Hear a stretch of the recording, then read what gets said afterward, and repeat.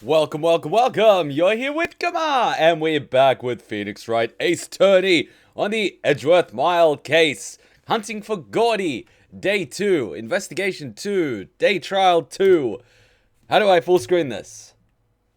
There we go, we did it! Sweet!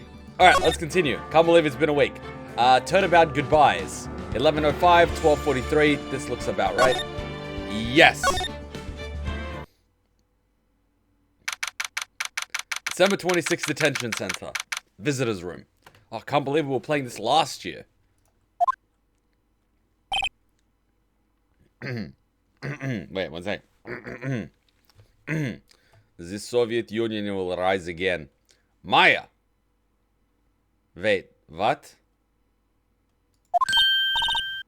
Yeah, hey Nick, it's you. I'm glad Mr. Edgeworth made it through the day okay. It's a relief. Hey, why'd you do that anyway? Yeah, I don't know. I just knew I had to do something. I know I'm not the lawyer my sister was. I'm sorry. Well, you did save the trial. Just behave from now on, okay? Yeah, okay. People are asking me if I'm going to end the trial today or not. I don't know how long the trial is, so we'll see how we go. Usually our streams last about 4 hours, so we'll see how we go. We'll see how we go. Alright, let's talk to Maya. You any luck with Maya? Yeah, none. I can't get through to hear her at all. I tried, I really did. I don't know what to do.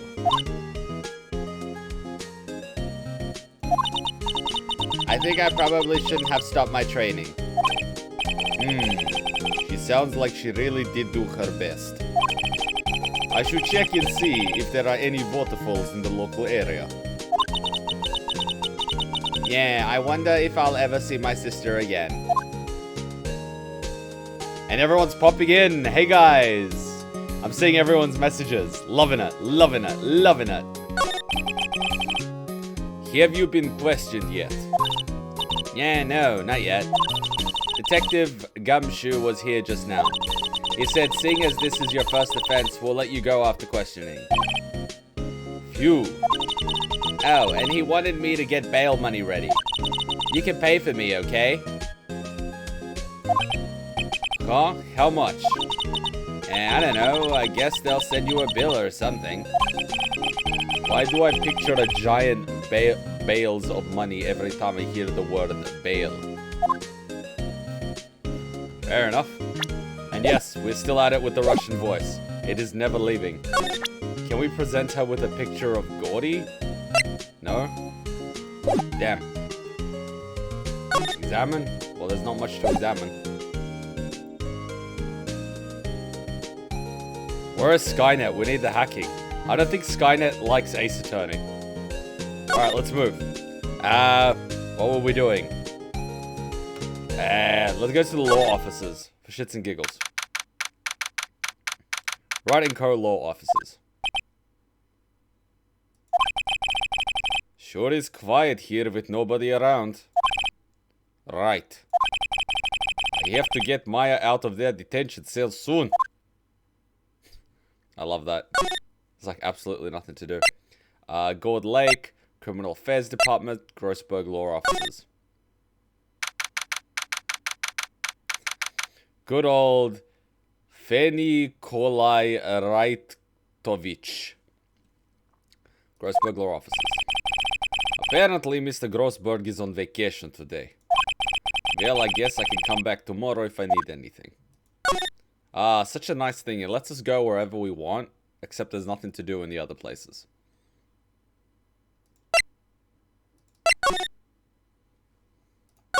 I love how this game works. Let's go to the Criminal Affairs Department. December 26th, Department. Detective Gumshoe's not here. Gumshoe's at the scene again today. Huh? Oh, really? He's a live wire, that one. Wait, what? Police officers talking. Got into a fight with the chief for not following protocol. Not following protocol? I bet he wouldn't help them build a case against Edgeworth. The chief, eh? This must be the chief of detectives here. He's glued to his computer screen. What? Rook to bishop 7. Checkmate. I don't believe it. He must be playing chess on the computer. Or watching porn. Clearly. Alright, let's go to the Gourd Lake.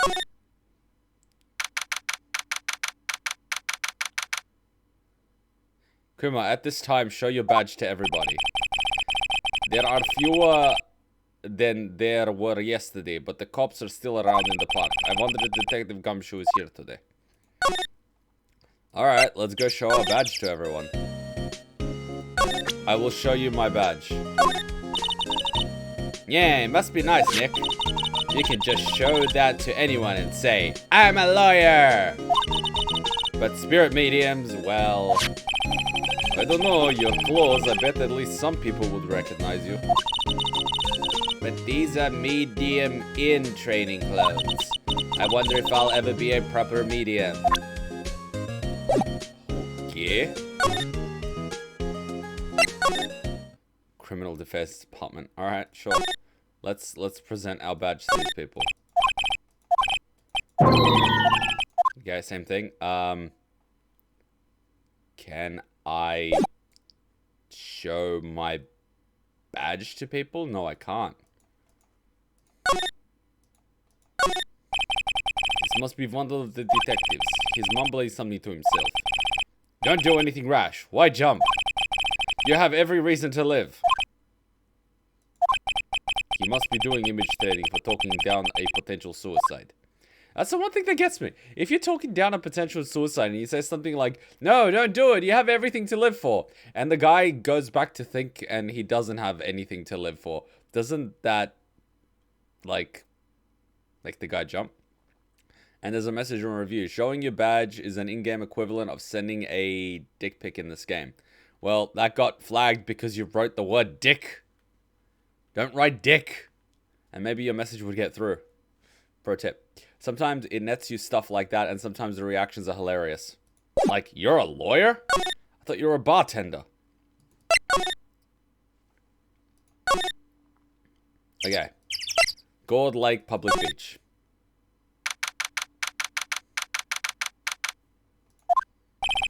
I can show stuff to people that I'm talking to and not in the background. Gotcha. You haven't seen Larry around today at all. Probably off playing through the nose on a date with lovely Cayennes. Speaking of dates, Haru wasn't sick this morning.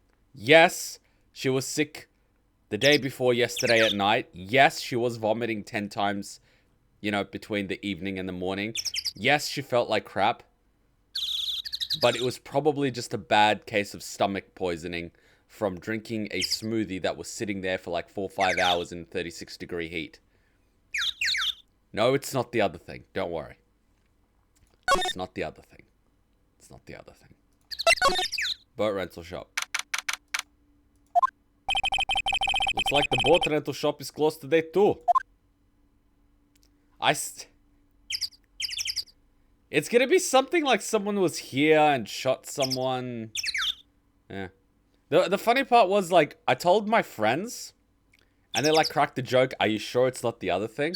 I'm like, no, that's highly improbable. And then while we were out yesterday, you know, celebrating one of my mates' birthdays, all their girlfriends basically took turns to talk to me. And they're like, how's Hutchun? I like, He's like, yeah. Are you sure it's not the other thing? I'm like, pretty sure it's not. Pretty sure it's not. And, like, it's this weird thing where the guys are like, you sure she's not pregnant? And the girls are like, are you sure she's not pregnant? Baby shower! I'm like, no!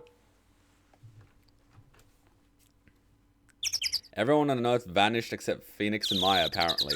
They were rejected in the rapture. Nothing you can do if the guy has no reason to live. You can always try.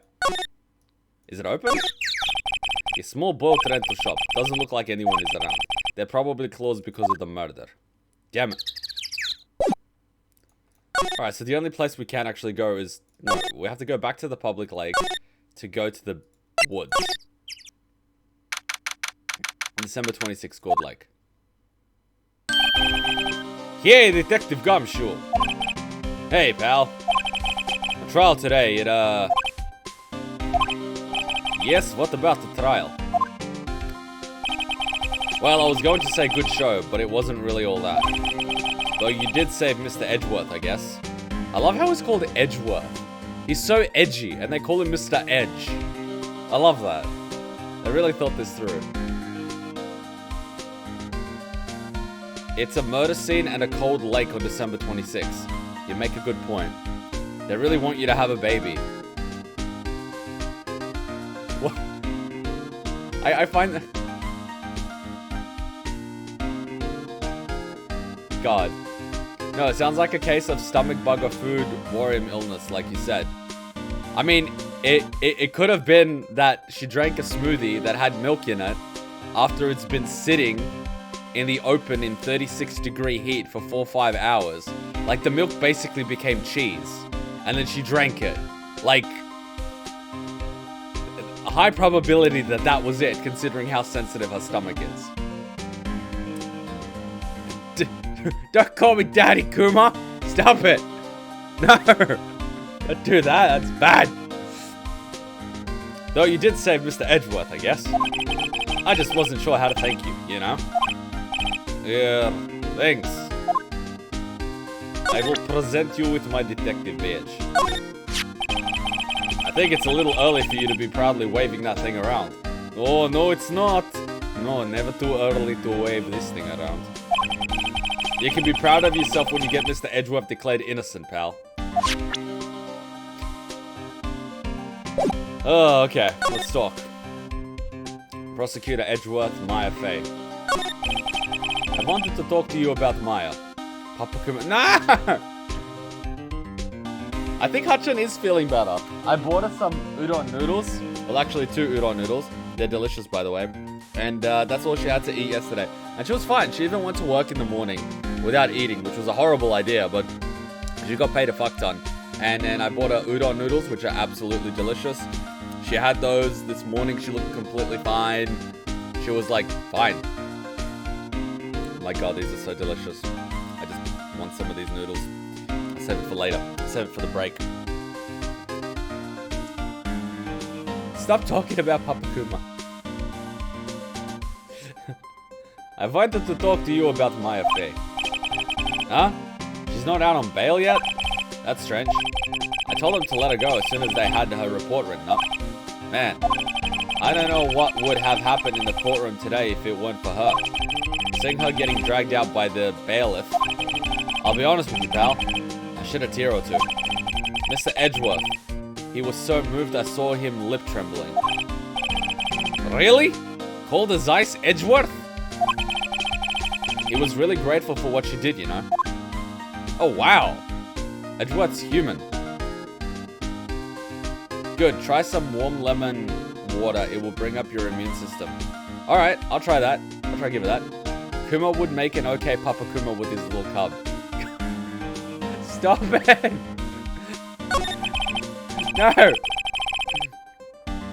Alright, I wanted to ask something about Edgeworth. What's up? Is he afraid of, earthquakes? I never heard anything about that before. Mr. Edgeworth doesn't talk about himself too much, see? But there's one thing that's clear as day. Him hating crime the way he does, and him becoming a prosecutor, and him being scared of earthquakes. It all started with that incident. The DL6 incident? Yep, that's the one. 15 years ago, when he saw his father shot before his very eyes. He still feels the pain now. You can see it in his eyes. I would mess up anyone. Papa Kuma. I'm sorry, but I just think of Monotaro saying Papa Kuma. I remember that. Like, no, he wasn't Monotaro. It was Mono Kid. He's like, Papa Kuma. Ah, Mono Kid.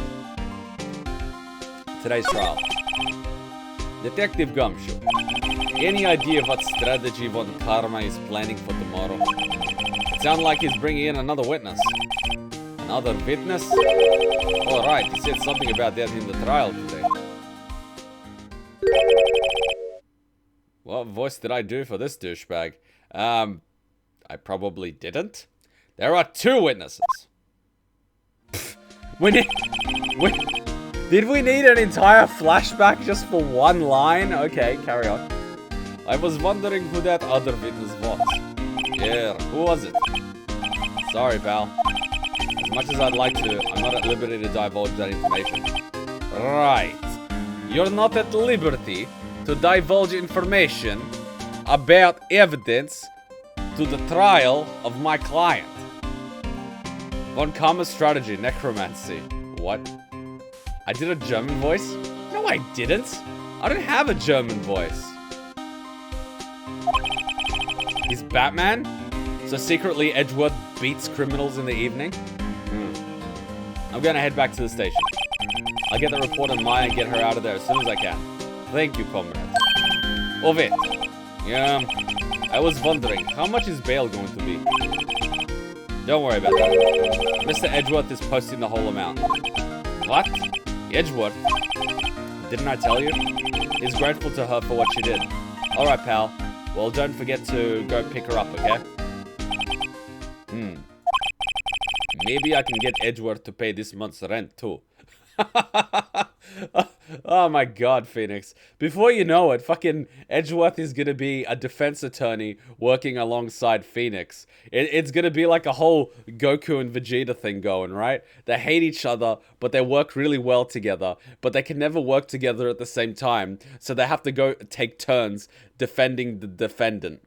They'll never defend together. They're always gonna take turns. And it's always a freaking competition. Oh man, that's a bromance and a half. That's a bromance and a half. That's like the bromance. It's a highly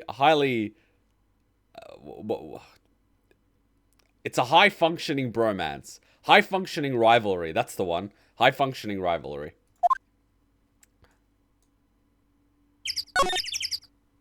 What's the point of examining anything? Oh, wait. Yeah, you can't see the boathouse. Damn it. Alright, back to Gold Lake. Back to the entrance. Back to the detention center. Yeah, hey Nick, you finally came. About time, you bastard. They just finished the paperwork. I'm free to go. Free at last, eh? Those interrogators were really mean. They were like, okay, what did you do this time? Like I was some kind of criminal. Can you believe it? Well, they did let you out in the end, didn't they? Oh, that reminds me. Thanks for bail. Thank Edgeworth.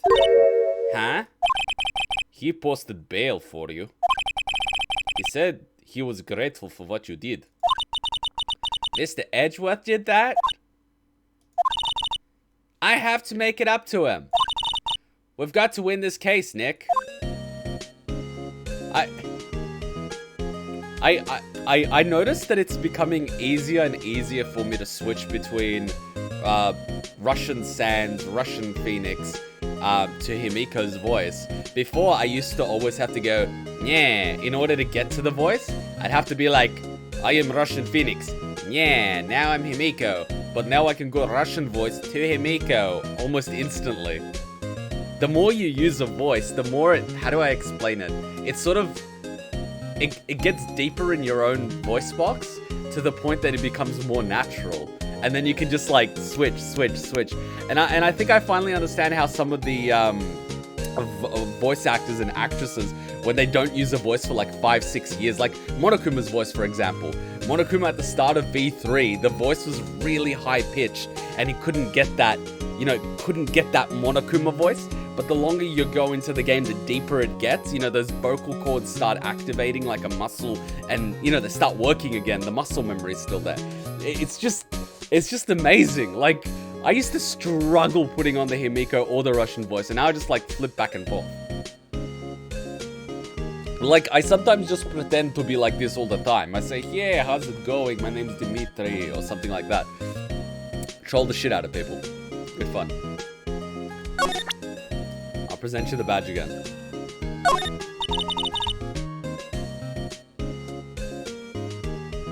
Deeper in the voice box. Oh god, don't wiki face me. It must be nice, Nick. You can just show that to anyone and say, I'm a lawyer. Spirit mediums? Well, I don't know. Their job, but that was different with red, white, blue. He is not an American at all. He is in the gulag now and I feel great about it. So the markings on the burn and the barrel of the pistol matched? Yeah, I'm surprised you remember that. How could I forget after Von Karma rubbed it in so much? So which of these are the ballistic markings? I'm not really sure. Alright, we're done that. So, can we go back to the law offices with Maya? Well, that's so with practically everything you do, but it's interesting, and I think doing these voices and getting better in them overall improves your skill and changing it in whatever way. I think so too. I think the more different types of voices you do, the more voices you can do, sort of thing. Because your voice box is used to, you know, changing the voice output sort of thing. So I'm sure it would be easier to do it. I sort of have one or two other voices, but I've only really done it around Hachan, and she finds it absolutely hilarious. But I might get a community guideline strike just because it's so stereotypical. So I'll save that a little bit, but I have sort of been experimenting a little bit. I can't use the voices for entire sentences, but I can say a few words. There are the ones from inside his head. Yeah, you get diagnosed with borderline personality syndrome on live stream. Whoops. Yeah, fresh air. I gotta say, freedom smells great, but freedom isn't free. Behave yourself in the courtroom tomorrow, okay? Or you might get sent to the gulag. Hehehe, misbehaving's much more fun. It's not going to be so much fun when Edgeworth refuses to pay your bail again. Right, I'll behave. Oh dear.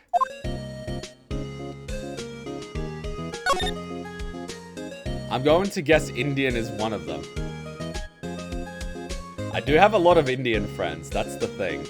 I've hung around with enough of my Indian mates that I know a few subtle differences in the dialect between different regions and the type of words they use and the type of pronunciation they have for certain words.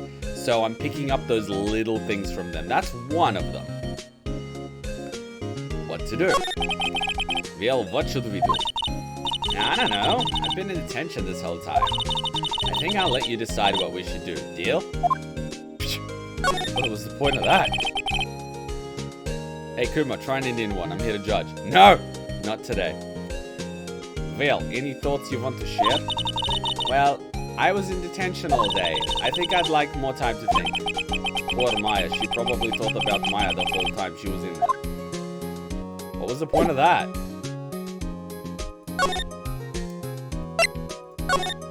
Criminal defense.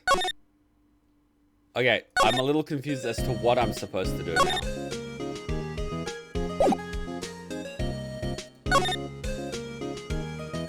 So nothing at the detention center, nothing at the criminal affairs department. What about Grossberg? Nothing here. How trying a German voice? I don't have a German voice, unfortunately, not yet.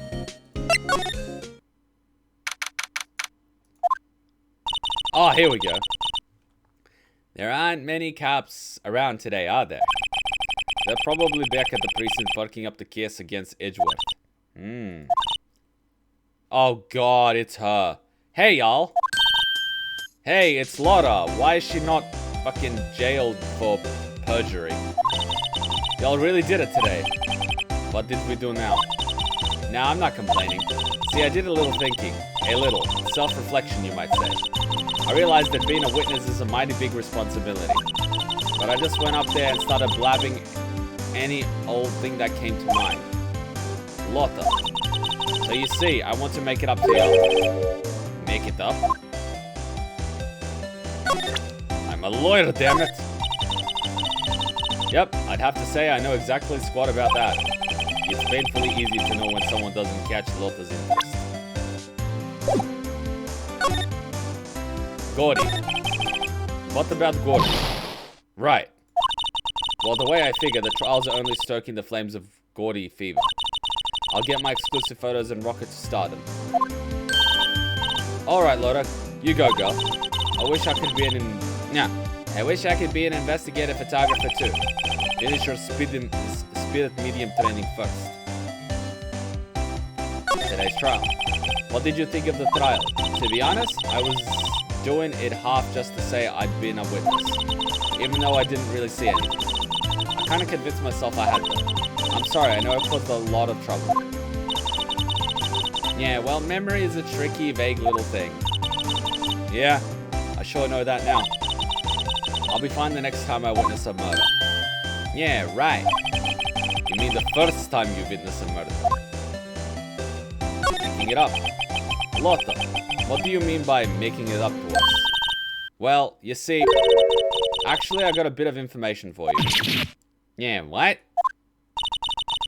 That Von Karma didn't want me to say nothing about it. Yeah, what information? Now we're getting to the heart of it. See, I reckon we might be able to do ourselves a little exchange. Ah, Christ. Exchange? An Australian voice? I don't think I have an Aussie voice. Just because I don't have an Aussie accent. And I don't hang out around much Aussies. The exchange? I thought this was to make it up to us. Right. I propose a little exchange to make it up to you. What? Information doesn't come cheap, my friend. Yeah. Hey, I see you thinking, my, how unsophisticated these southern folk are. It's written all over your face. Let me tell you, most southerners are way more sophisticated than you. I'm just the exception, okay? Well, what it'll be. We're gonna deal or not? Yeah, what do we do, Nick? Deal. We don't have any other leads, so I don't think we have a choice here. Okay, how much? Huh? You completely off your rocker? I may not be sophisticated, but I'm not trying to rob the poor. Huh? The only fair exchange for information is information. Listen good. What I need from you is information about Gordy. Yeah, what? Gordy? But Gordy doesn't... Gordy might not exist. Then bring me proof that shows he don't. I'll keep watching from the car, okay? You see something, y'all come to me first, got it? Okay. Right, see y'all later. So now we need to get information about the Loch Ness Monster in order to get information about our case from someone that pretended to be a witness against our defense. Investigative photographer, a bullshitting photographer. Oh well, I wonder how far I should be willing to go to achieve stardom. Yeah, another swear word, so they got caught in the filter. You don't have much excuse, you literally live in Australia. When we went for the New Year's Eve fireworks, we were at one of those parks, you know, looking at the bridge. And within the 100 square meters, there were probably 50 to 60 different, like, nationalities there. And I think maybe only one of them was Australian. Think of that ratio. Yeah, Nick, let's go hunting. Hunting? You don't seriously mean... Gordy, I sure do. What about Edgeworth? We're searching for Gordy for him, Nick. Don't you get it? Okay, and how exactly do we search for a make-believe monster? Maybe we can find a monster myth specialist. Jesus Christ.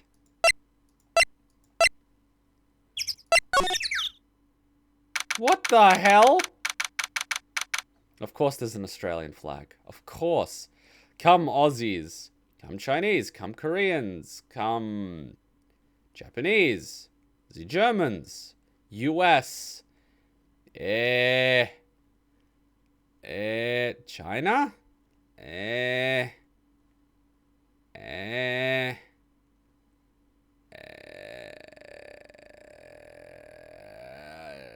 Norway?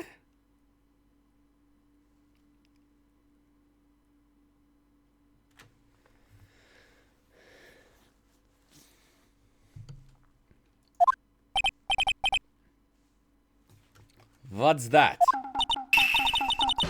Yeah, the Steel Samurai, Nick. Yo, Maya. Larry, what the hell is that?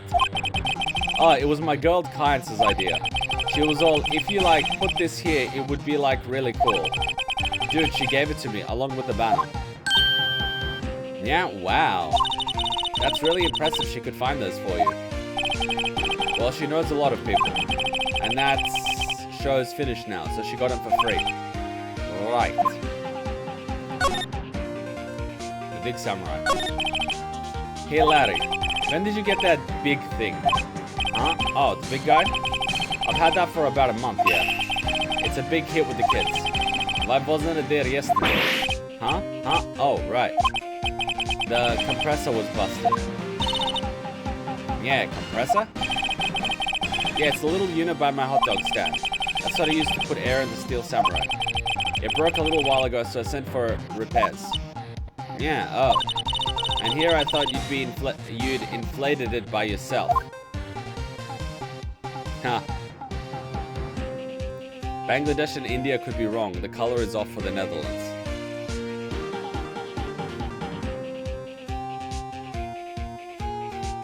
Well, yeah, they don't have space for the symbol on the Indian flag. This was a Game Boy Advance game originally. Oh, wow.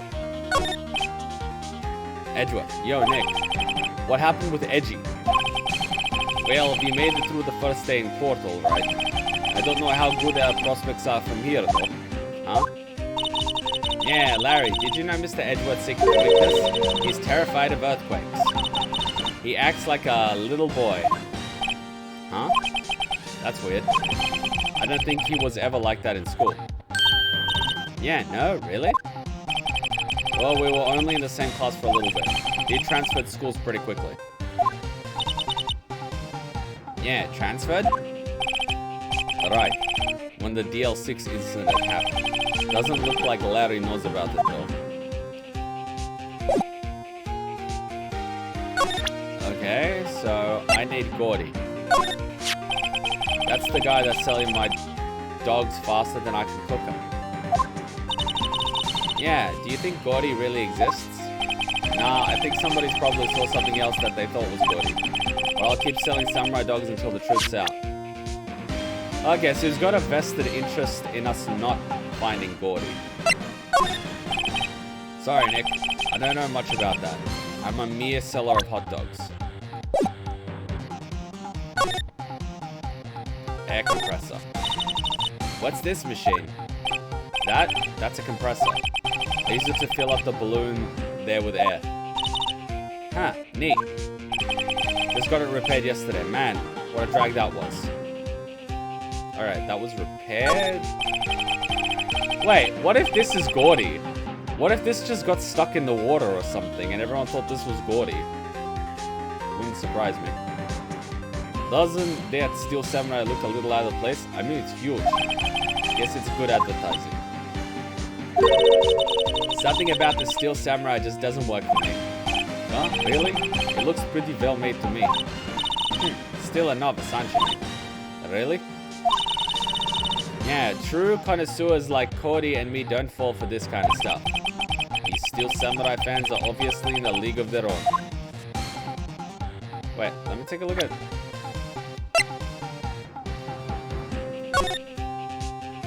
Look at that hand. It's like that.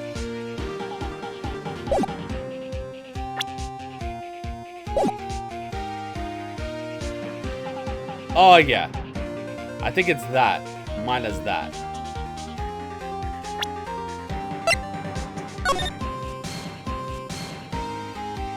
Maybe it was just flipped the other way.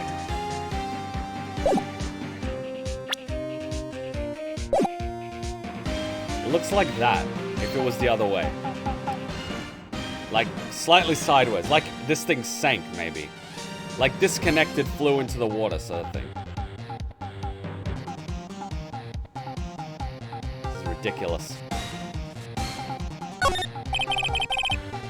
Those flags look sadly out of place here, flapping listlessly back and forth in the cold wind under a cold sky. Yeah, I don't know, I think it gives the place a kind of festival atmosphere. It reminds me of the War of Eyeglasses. The War of the what? Yeah, what? You mean you don't know the War of the Eyeglasses? What the heck is that? Our local fair used to do it every summer. Huh? I guess we were the only ones. I ask again, what the heck is it? Can't get over the samurai dogs. The original samurai dogs, no less. Hey man, whoever calls their product the original first wins. Why don't you add world famous to the sign? Hey, good idea. What have I done?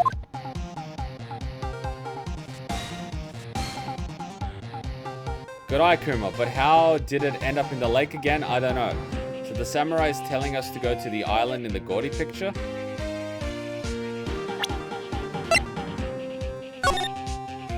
Well,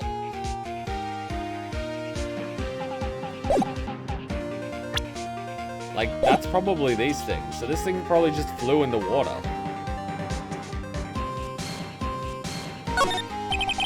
No clues here.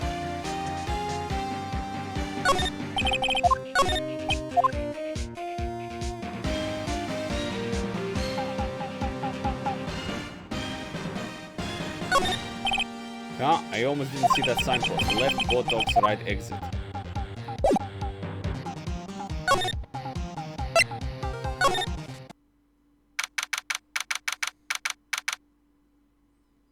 If it was, then it's a dumb case of an exceptionally simple problem. Hey, y'all. Well, you find anything about Gordy? Yeah, nothing. Well, keep moving. It's cold out here at nighttime. It is a little chilly. I think I have to sneeze. Well, no you don't. No sneezing. Achoo.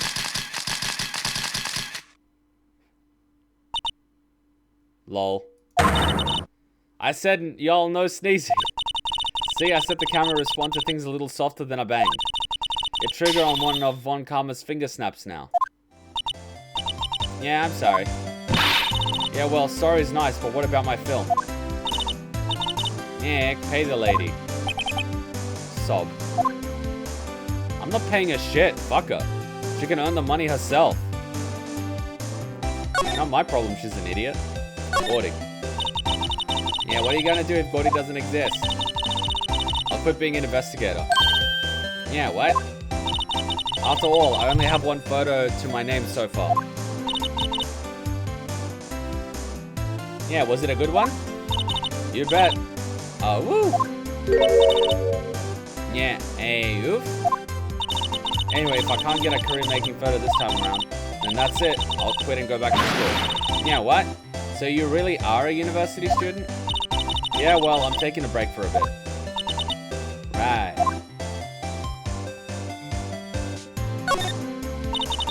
What are you going to do if Gordy does... Oh, so she doesn't actually finish the thing. It doesn't show me the tick.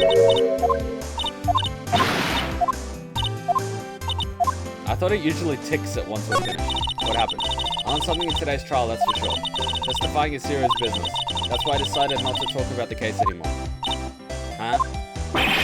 Oh, didn't you say... Yeah. Didn't you say you had information about the case? Tell us that at least. Like I said, I traded for the dirt on Gordy. This woman is a bitch. She causes trouble for people and then expects something in return. I would put her in a gulag.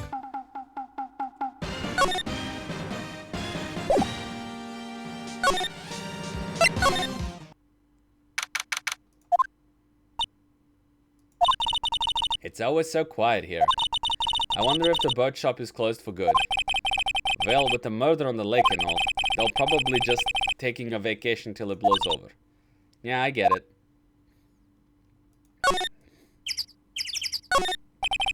There are some boats floating at the docks. The murder took place in the boat from this dock. Apparently, the police took away the actual boat that was used that night. Indeed, there's space for one boat at the dock.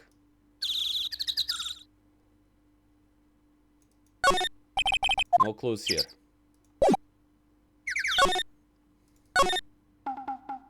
I'm just waiting for something to trigger.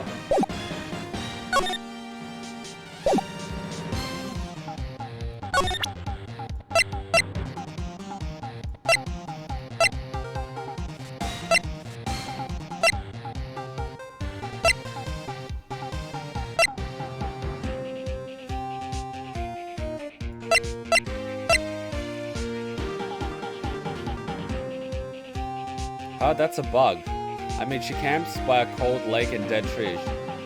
She's in a self-imposing gulag.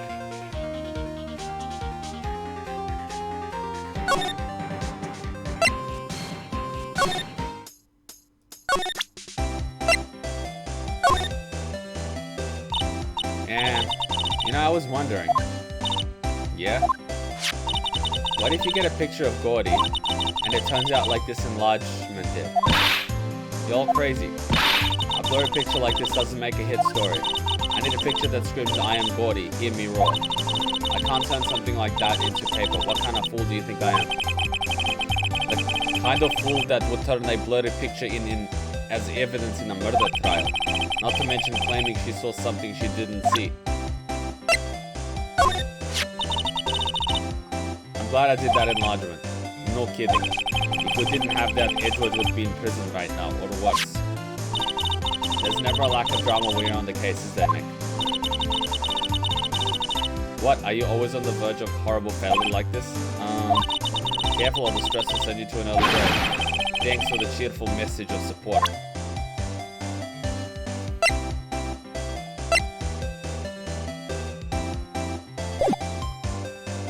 I have no idea what to do at this point, because I need stuff on Gordy, but I can't find stuff on Gordy. So guys, where do I get the stuff on Gordy?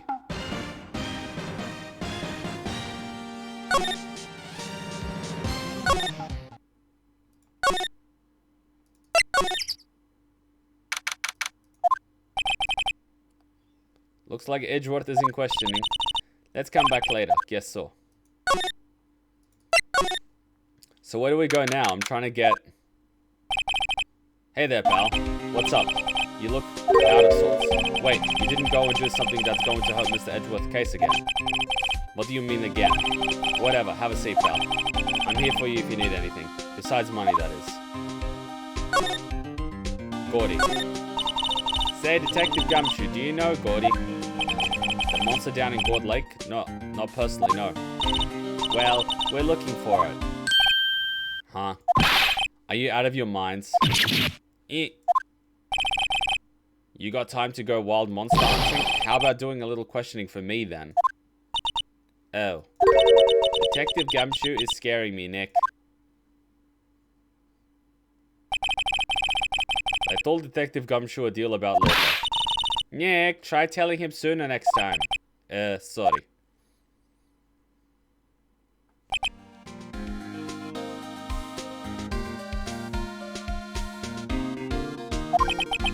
I see, pal. Sorry for shouting at you. Okay. I, Detective Gumshoe, will aid your search for Gordy. Huh? I'll loan you one of our newest secret weapons for finding evidence. Yeah, really? You can take whichever one you like. Secret weapons. Okay, give us the goods.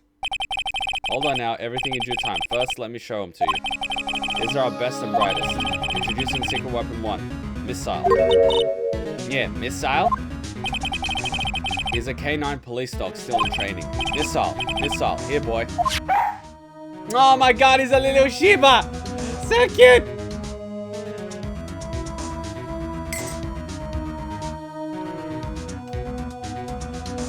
Oh, we get a freaking dog. Nah!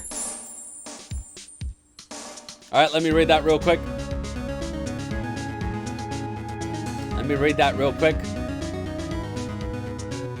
Kaiseron said, just got back from work and saw you streaming. Finally one I can attend. Go get him, Kuma. Thank Kaiseron. Thank you, buddy. Thank you, buddy. Oh, no, I have to move this back. There we go. Here he is. He's so cute. Look, Nick, cute dog. A cute dog. And this will help us how? Next, secret weapon number 2. A fishing pole. Here, this is my own personal pole. Detective Gumshoe. We're looking for a monster. Yeah. How are we supposed to catch a whole sea monster with a fishing pole? Never know till you try, pal. Okay, this is the last one. No, please, I'm already overwhelmed by your choices. Secret weapon number 3, a metal detector. Here. Detective Gumshoe. We're looking for something alive. Right. How are we supposed to find it with a metal detector? Hey, you never know. It might have been eating soda cans. Well, which will it be? Here's the thing. If we grab the metal detector, we might actually be able to find a bullet casing or something like that was dumped. If we use the fishing pole, we might accidentally snag the steel samurai thing. It'll float in the water, make a sound, and then the camera photo will take photos of it, and then we've got photo, to back up. And then if we actually use the dog might find something. So I'm kind of hesitant to take the dog first, just because I want those other 2 pieces of evidence.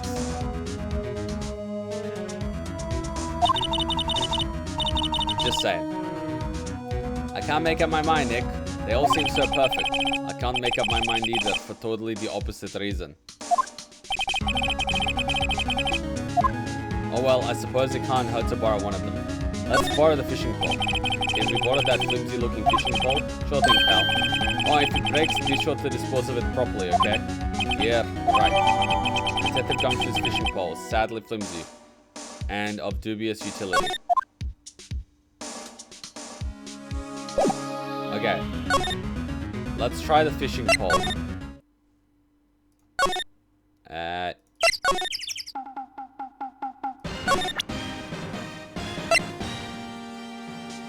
Use it. You know, you can't catch many fish in this lake. I'm not after small fry. I'm after the biggest fry of them all. Gordy. You're really going to try to fish out a monster? To save Edgeworth. Yes. Brings a tear to my eye in more ways than one. Alright, can I actually use it?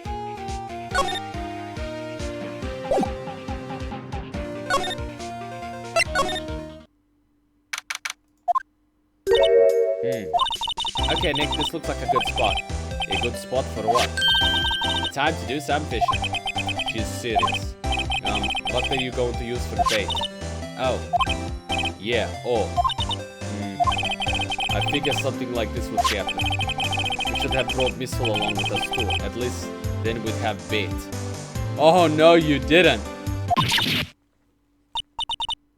Nick, how could you? I'm kidding. I'm kidding. Those jokes are better left untold. Oof, she hit me. Okay, watch this, Nick. Just try not to reel in an empty can or boat, okay? Here we go. My leg. Ah.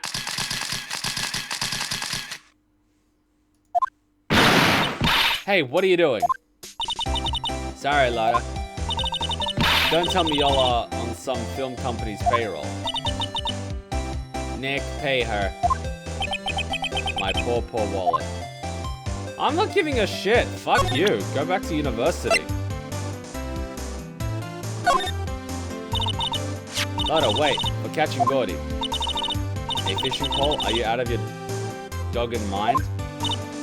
Yes. I mean, yes, it's a fishing pole. Huh? I never thought of that. Good luck. Thanks. I don't believe it. Can't we use the fishing pole? It doesn't seem to be like we can use the fishing pole.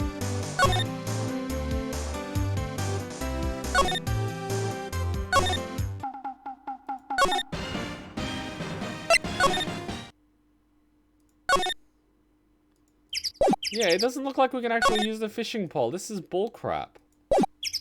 It's completely pointless.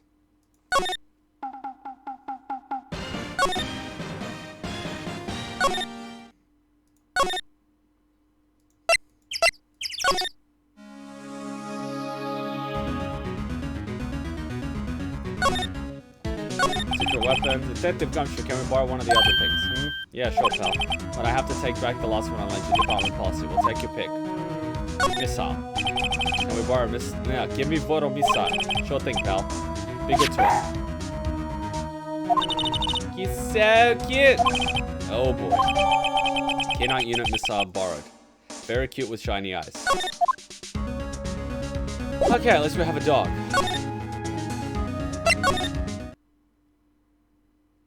Lotta should have put up a sign if she wants money at least. No, she's just one of those people where something goes wrong, she doesn't want to take any responsibility for her own decisions, so she just wants to, you know, blame other people for it. And I love that you display pictures of dogs. So good.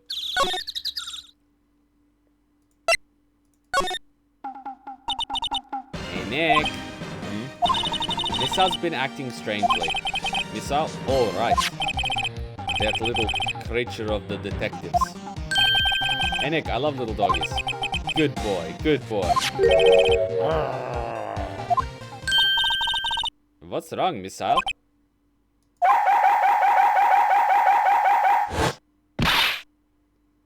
Yeah! Missile! Missile! Whoa, stop that thing. Cannibal, it's eating my samurai dogs.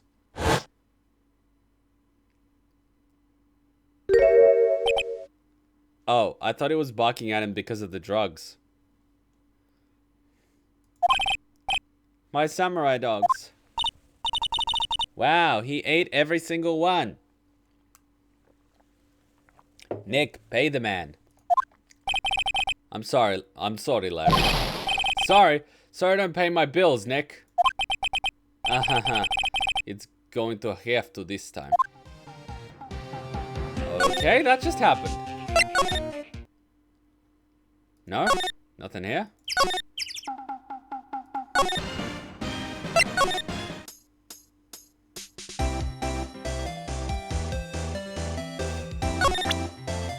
I present to you a Shiba. Hey, Lotta. Oh, cute. He yours? Yeah, he's a K9 police dog. His name's Missile. Huh? K9s are the ones they use to sniff for things, right? I wonder what Gordy smells like. I hadn't thought about that. Well, that's worthless.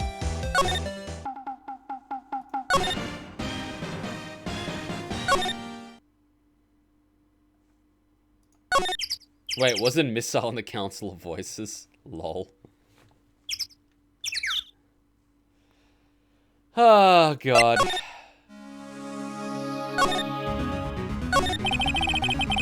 Can we borrow one of the other things? Yeah, sure, pal. But I have to take back that one. Give me the metal detector. Yeah, we wanted that metal detector, sure thing, pal.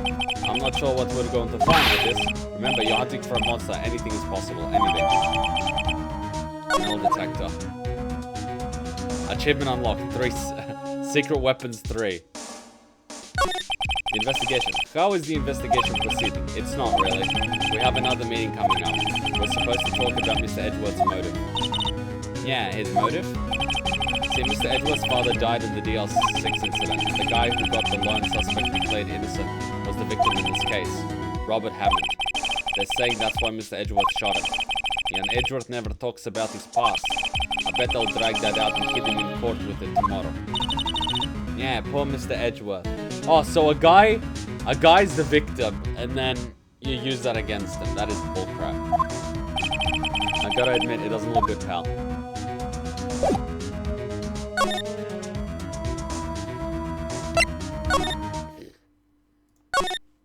So messed up. Here?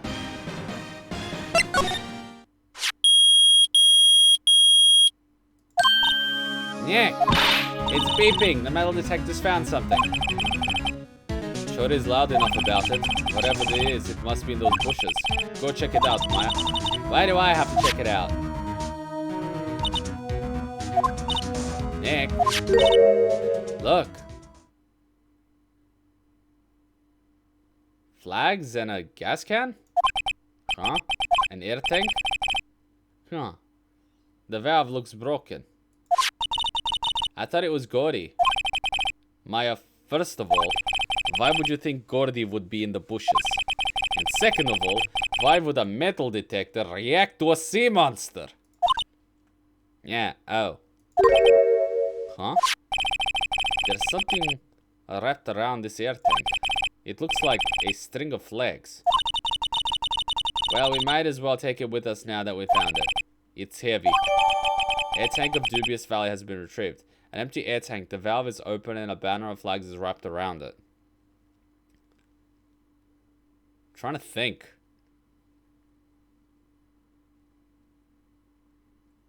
I mean, could it have been used to push a boat? Or could it have been used by someone to go under the water, swim to the boat, shoot the guy, and come back? Maybe. Maybe.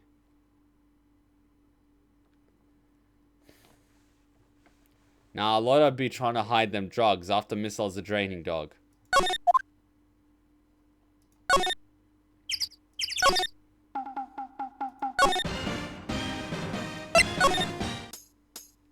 No beeping. Present to him. This. What? An air tank? What about it? Larry, I wanted to ask about this tank. Have you seen it before? Have you seen this before? Huh? Me? No, never. Who the heck would go diving in the middle of winter? There's something about the way his eyes twitched when I showed him the tank. I think I'd better pursue the line of questioning a little further. What? The air tank? What about it? Larry, I wanted to ask you about this tank. Have you seen it before? Okay, so it's for diving. Is it yours? Say, is this air tank yours? Why would I have a thing like that? Look, see how there's a string of flags around the tank valve? It's just like the string of flags around your steel samurai there. Why the hell would that even be around it though? Yeah, but even if the water's near freezing, some of the diving suits are very thick, so you wouldn't get cold for a little, time. Like, must be a coincidence. There's strings of flags everywhere these days. Like elementary schools. And used car sales dealerships. Like, why would I need a tank anyway? To inflate something. Oh god, he did the thing with the Gordy on a boat, didn't he? You used this to inflate that, didn't you? Inflate what? What else? That big, puffy steel samurai. Now, why would you go asking me a question like that? Looks like I hit the nail on the head. Right. Actually, see, the compressor I always used was on the fritz. So I decided using the tank to inflate it just once. And it didn't go so well. Yes, I suspected. Ask more about the tank. It didn't go so well? Yeah. You think you could be a little more specific? Oh, come on. Look, it's embarrassing, so I really don't want to talk about it. Yeah, tell us. Fine. Whatever. It's like I said, the compressor was busted, so I took the tank and tried to fill the samurai up with that. And then... blam. The valve busted open and made this incredible noise. And the tank there took off like a rocket. And it took my poor, deflated steel samurai with it. What? Off into Gourd Lake? It sure scared me out of my gourd, that's for sure.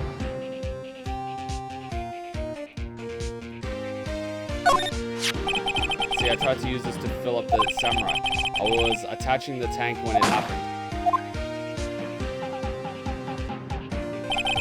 The valve opened and took the whole thing off. The tank shot up in the air like a rocket, took my poor deflated samurai with it. Yeah, I wish I could have seen it. Me too. The interesting thing is, like,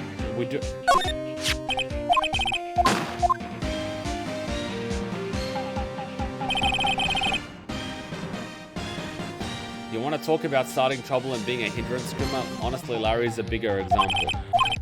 Yeah, people like this in the world are just... They don't contribute anything to society. Their mere existence is an inconvenience to the rest of us, yet they live. See, and I have nothing to present from that. You have to say I know exactly squad about that. It's painfully easy to know when something doesn't catch loads of interest.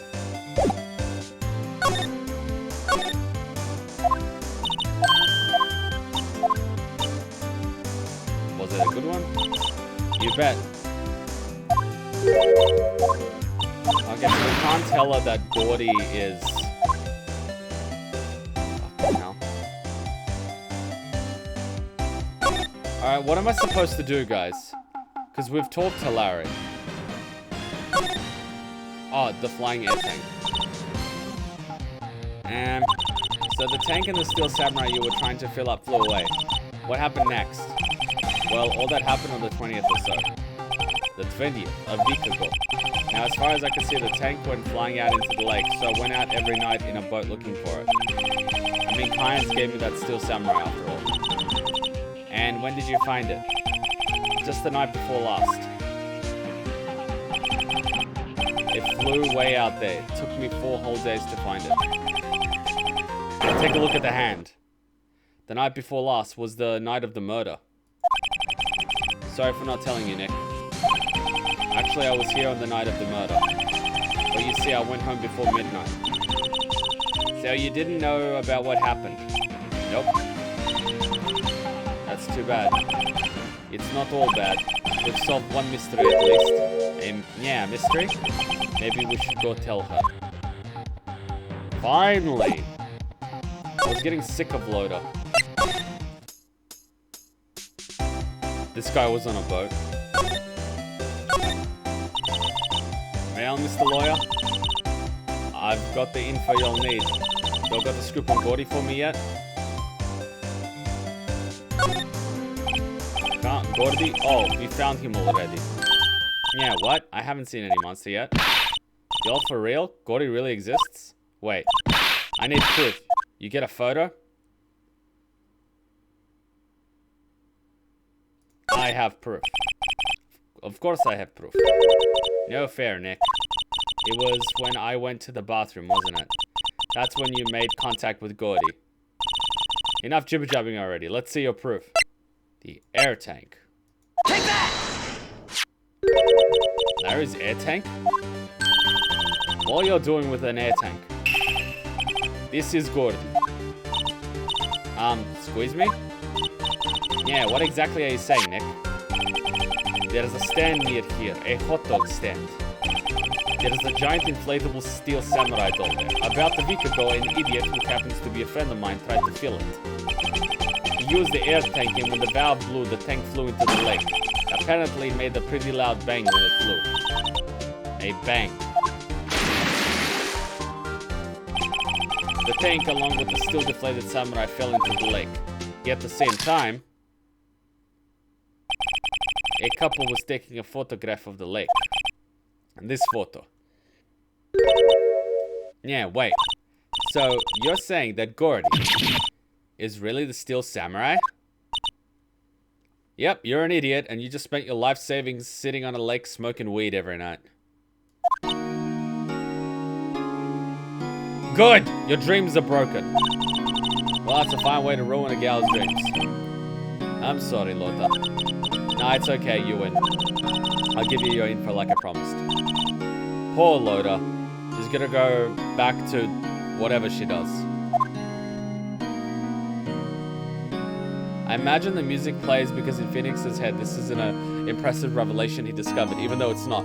So imagine living your life, and every time you come to a realization, that music plays. Like, the milk is expired. And music plays. Case information. So tell us this information you hear. A promise is a promise, I guess. I overheard the cops around here saying something about the witness tomorrow. They said he's the caretaker of the boat rental place up the path here. Yeah, boat rental? There's someone there? I mean, it looks so deserted. Just an old guy living all by himself. Y'all should go check it out. Thanks, Leto. We will. Let's go cracking, Nick. Hold on. Something else? Yeah, the night of the murder. My camera clicked twice, you know. Yeah? Wait, so you have another photo? Well, yeah, but there's nothing in it at all, just a lake. I figured it wouldn't be much use as evidence, so I kept it to myself. Well, it might not be helpful at all, but here, take it. Automatically taken at 11:50. Second photo. Bye now, y'all take care. Time for me to pack up and leave. Yeah. Poor Loda. Guess it's all Larry's fault. The legend still lives on, I guess. Yeah, the legend? Yeah, the legend of Larry. Familiar to all who know him for any length of time. When something smells, it's usually the butts. Someone should whip that butts into shape. Well, in his case, it's getting used by a wannabe model. So, like, you know. God.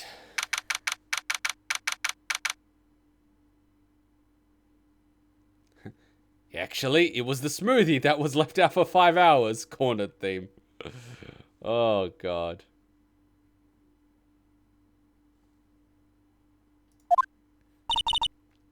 Hey, Nick. This is the boat shop that Lotto was talking about. You're right. Doesn't seem to be anyone around at all. But let's go check it out anyway. I find it kind of funny that they never tried knocking. Let's take a look at it. Can we take a look at it? We can't? Shit.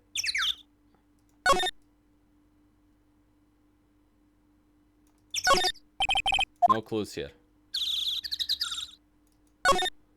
No clues here. No, there's more forest that way. I doubt we'll find any clues here. No clues here. Well, what am I supposed to do?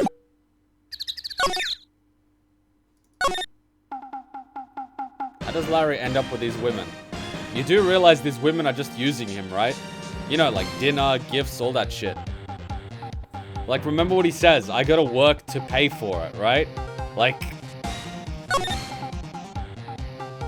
cornered theme? Much?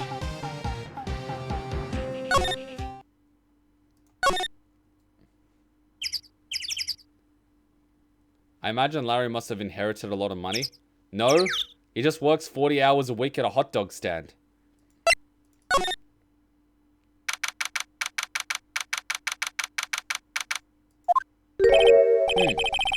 Detective Gumshoe isn't here. Now that you mention it, didn't he say he had a meeting to go? Ah, that's right. Let's come back later. There was an option? Okay, let's go take a look. I must have missed it.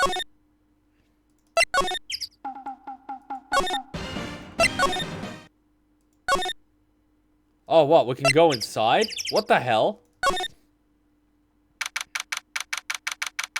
The 726 Caretaker Shack. Meg, that you? Yeah. Is that Keith with you? Where have you two been? I've been worried sick. Yeah. Nick, you handle this. I think I'll leave this one up to you, Maya.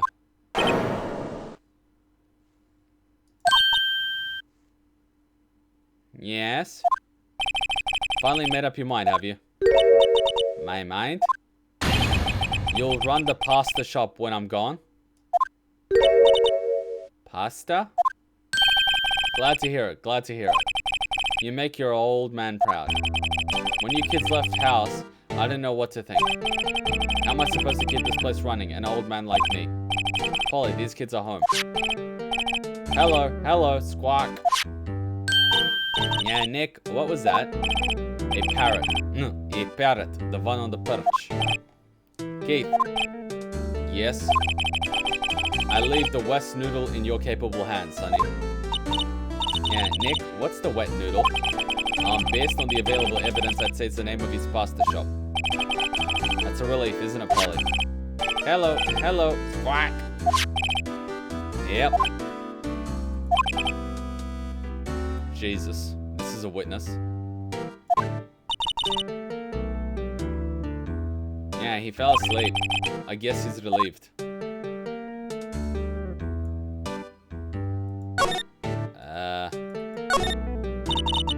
Look, Nick, he has an electric blanket on his table. Looks warm. That's a great idea. We should do that at the office. We can sit down with our clients, snug and warm, and drink hot cocoa. And what? Talk about murders? You're a party pooper, Nick. Oh, there's a lot of various fish in Gold Lake, aren't there? Something's funny, Nick. All these fish are saltwater fish.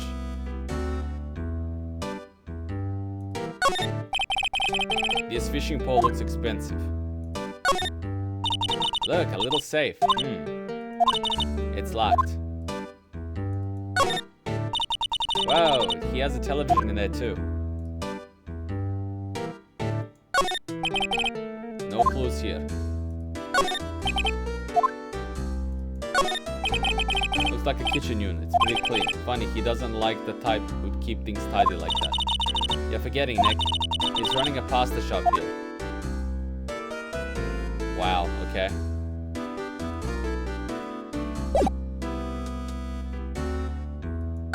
Detective badge. What the hell am I supposed to do? That's a lawyer's badge. Yes it is. I don't believe it. This old guy is the first person to recognize my badge. I get it. Huh? Yep. I got you figured out now. You're not Keith. Nick. Now's our chance to clear things up. Sir? No, I'm not Keith. And I'm not Meg either. We're here investigating a murder that took place on the lake the other night. Yeah, please help us.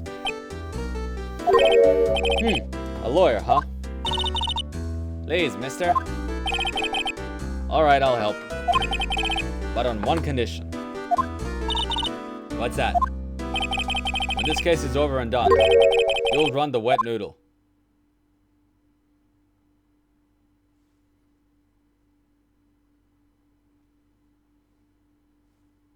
Oh, look at the stains on the counter. Oh, wow. Promise to run the wet noodle. Okay, we promise. Nick, are you sure about this? Hey, anything to get this case solved. Also, who wouldn't want to eat Phoenix noodles? Yeah, I guess so. That's my boy. Good for you, Keith. Wait, didn't I just... You too, Meg. Yes? You bring a tear your old man's eye, you know. Now, what was that you wanted to know? Speak up, Polly. Hello. Hello. Squawk.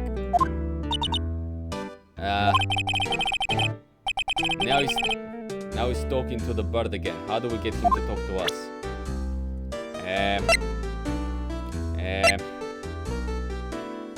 Is that this? Yep, I've seen this. You know something about this, sir? Keith. Yes? It's okay. You can call me Dad. Oh, fuck me. Dad, you know something about this? Yep. The other night, out on the lake. Yeah, yes? I know all about that. I seen it. What? Tell us what you saw. Well, I suppose, since you're talking over the shop and all. Taking over the shop and all.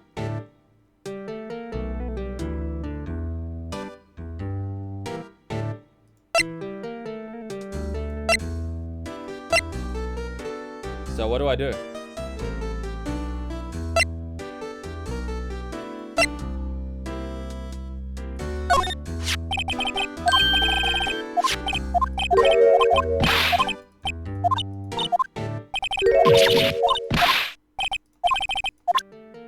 So maybe I don't have to present, I can just talk about it. What you saw. I forget the time, but it was pretty dark outside. Probably night. It was after midnight, but okay. Then I heard this bang, so I looked outside. Then I heard another one. Bang.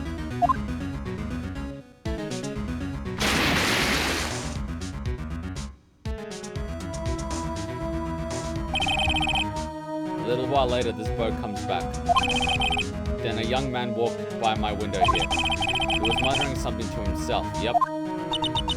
What did he say? I forgot. I'll remember tomorrow by call time, promise. Yeah, we need to know earlier than that. Okay, shit, that's all he knows. This is a boat rental shop, right? What are you talking about? Here's the place of pasta, the wet noodle.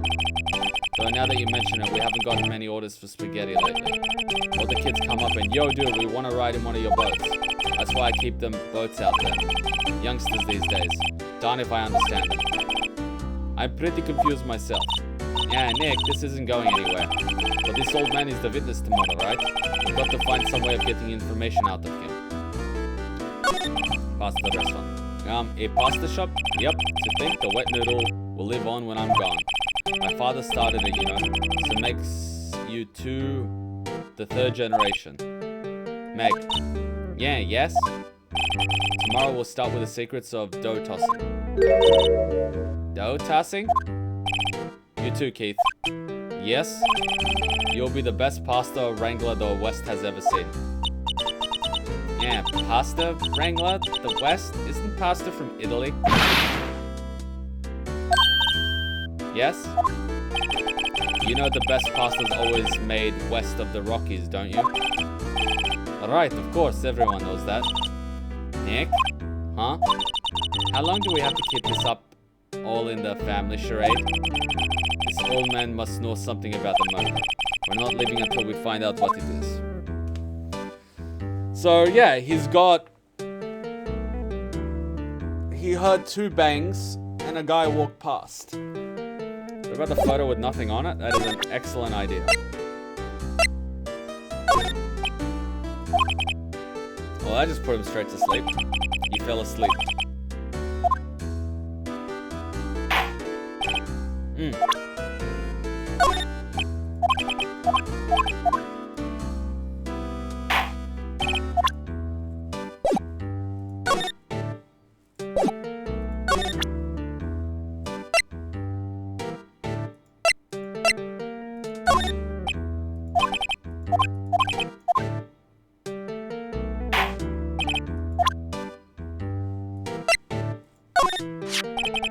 I've seen this.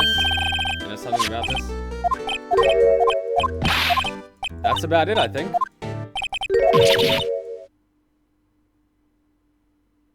A new photo is created every time the loud noise is, right? Yeah. So it must be these 2. This photo. 1150. 1115. What? So then she didn't give us the other one. What a bitch. That loader's a bitch. She's got 2 photos. No, wait. Fuck off. Where is she?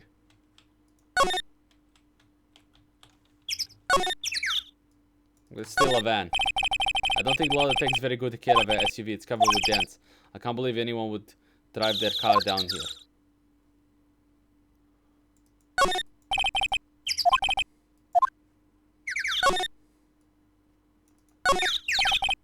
Oh, this camera. Even a novice can tell that the camera must be cost a penny. She doesn't leave it open.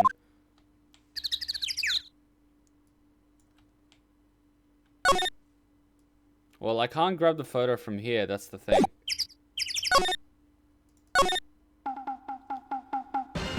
I mean, what are we supposed to do? We've only been given 1 photo.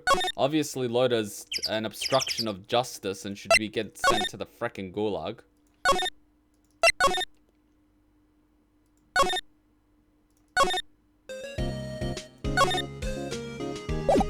What am I supposed to do now? I'm a little lost.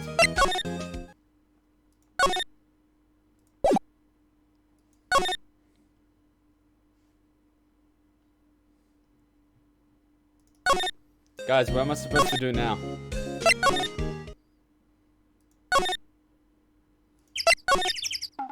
Yeah, but what in the boat shop? What do we do in the boat shop?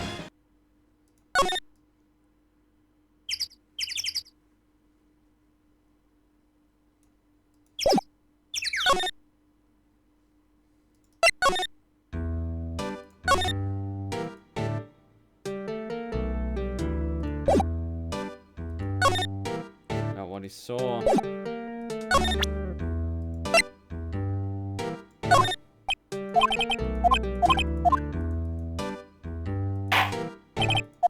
Oh, the parrot, you fucking genius. Yeah, wow, what an amazing parrot that is. Good morning. Hello? It ignored me. What, you forgot, mate. You gotta call her name first. Her name? Polly, how you been? Hello, hello. Squawk. See? Yeah, neat. So the parrot's name is Polly.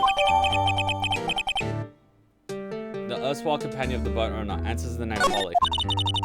Too bad all she can say is hello. Haha. Old Polly can say lots of things. You just need to know the secret words. Yeah, the secret words. Polly, Polly, what's your name? Polly, squawk. Cute. Maya's found a new friend. Polly. My memory's gotten worse of late. That's why I just tell everything important to old Polly here. Maya, everything important? I wonder. Yeah, I wonder. Polly, what's the number of the safe? 1228. Squawk. Yeah, alright. Hey, Polly, watch it, will ya?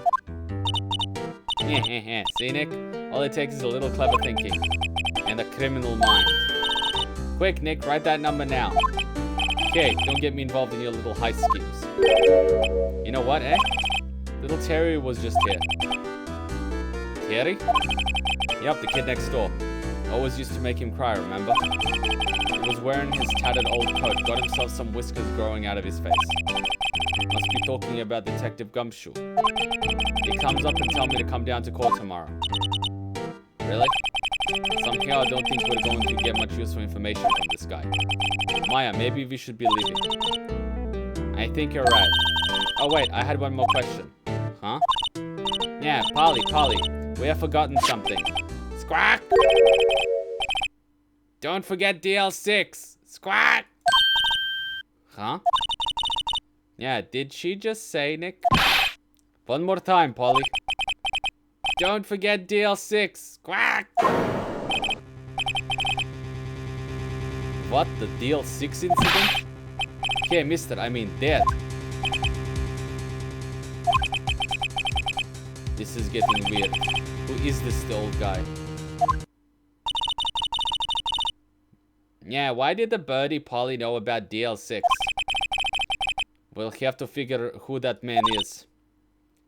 Oh. What? He locked the door from the other side. Who could that old man be? I think I need to do a little more research on this DL6 incident. Maybe I should ask Detective Gumshoe. And we go to DL6.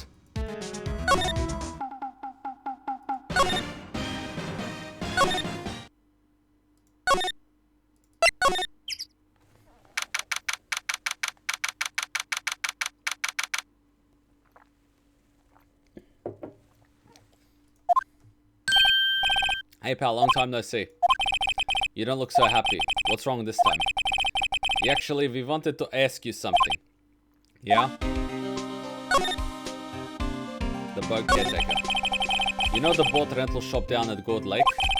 Oh yeah? The old man who runs it is appearing as a witness in court tomorrow, right? Huh.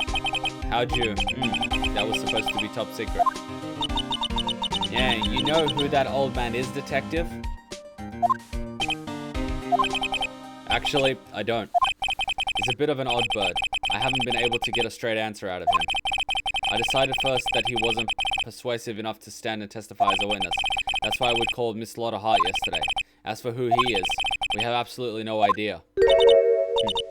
Sounds suspicious.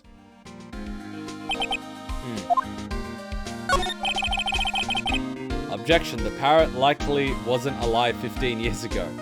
The defense would like to formally indict the parrot for the murder of Gregory Edgeworth. 1228. 1228.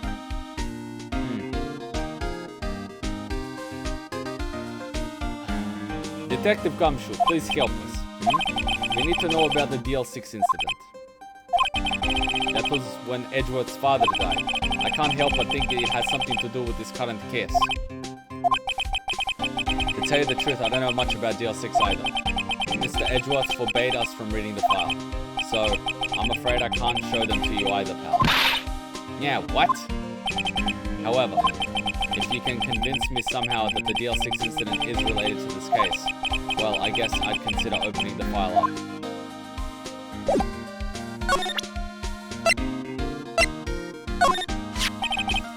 What's that, a parrot? The old man at the boat rental shop's parrot. The parrot knew about the incident. Well, that incident? DL6. What? Yeah, Polly, we have forgotten something. Squawk! Don't forget DL6. Squawk! Yeah, huh?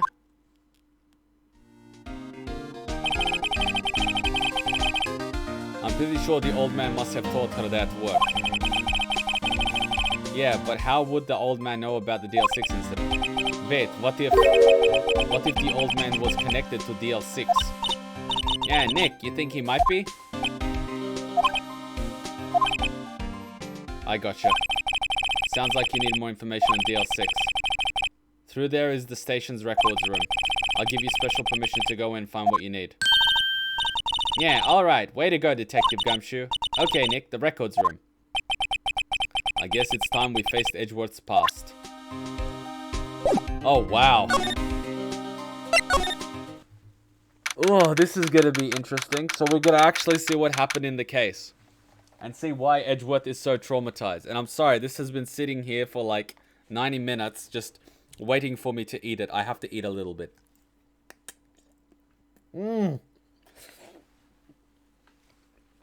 So delicious. Amazingly delicious. And so from my understanding so far at DL6, Edgeworth's father was murdered in front of Edgeworth.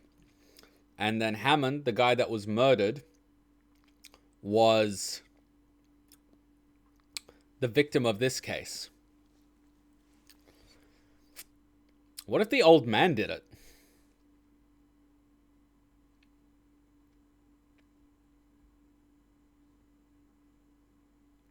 What if the old man killed him?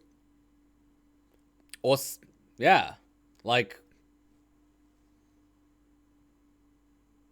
would, I don't know. Yeah, wow.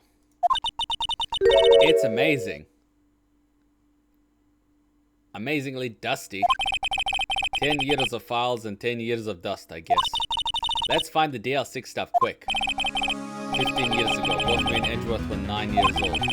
We were almost through with 4th grade when he suddenly transferred. Because of DL6. Nick, I found out where the file is. Oh, thanks. Just let me know what you want to know about the DL6 incident. I'll go get the right file.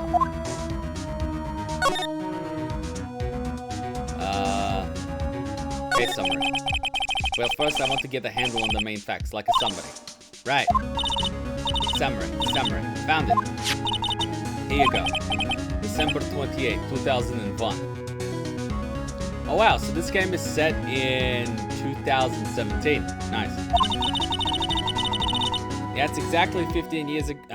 That's exactly 15 years ago from the day after tomorrow. So in 2 days, the case is closed. The incident took place in the elevator of the district courthouse. Yeah, what? Is this the same district courthouse where we're holding the trial now? Looks like it. There was a large earthquake at 2 p.m. that day. Part of the court building collapsed and all of the lights went out. Yeah, wow, that was some earthquake. At the time, 3 people were trapped in the elevator. It took 5 hours for them to be rescued. 5 hours.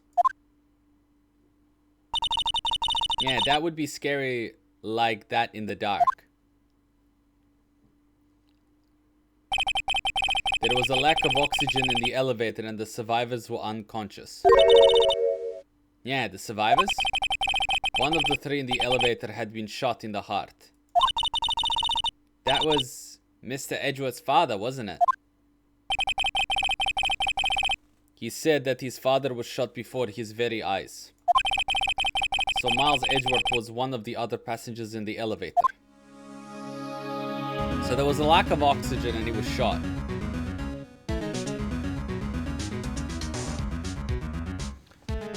Is it possible that someone shot the elevator to try to give them oxygen and then as a result ended up shooting Edgeworth's dad?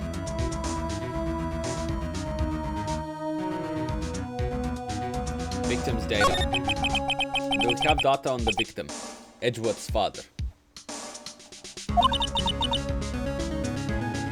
Yeah, hold on. Victim. Here, found it. Gregory Edgeworth, 35, defensive term. If he were still alive, he'd be 50. Wait, so Edgeworth was 9 when his dad was 35. So his dad had him at 26. Holy shit. He had lost that day's case in court and got in the elevator with his son, Miles. Yeah, Miles? Miles Edgeworth, of course. So he was in the elevator with his father. From the angle of the bullet and the other evidence, it could not have been suicide. The murder weapon, a pistol, was found in the elevator. The pistol had been fired 2 times. Where have I heard that before? Huh?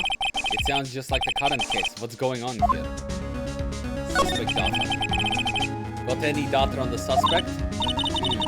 That would be the guy that my mom got arrested. Hold on, this is it. The man arrested as the suspect in DN6 was Yanni Yogi. He was a clerk in the court, apparently.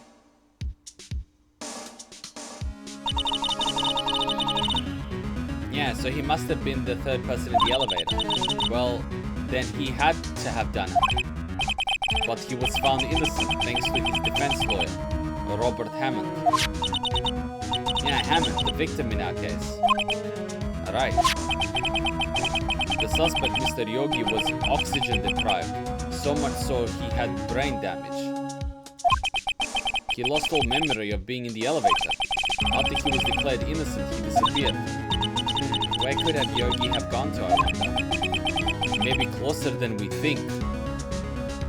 So what if the shack guy is Yogi? But could he have done it?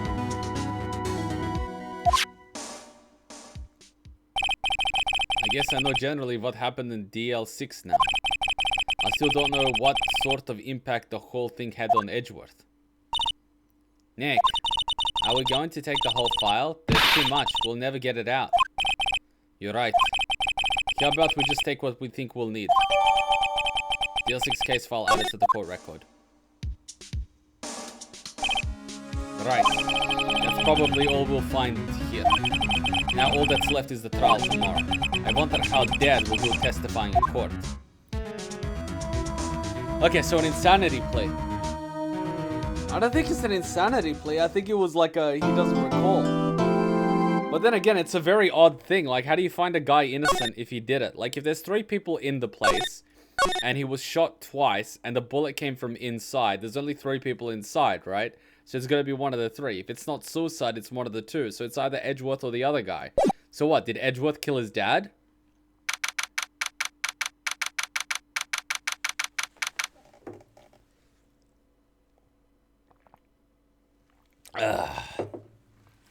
I'm definitely going to have a little more noodle because I know this trial is going to be one hell of a thing. But what use is this guy going to be on testifying? What is he going to say?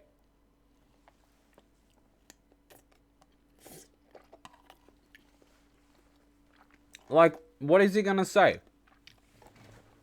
That he heard 2 gunshots.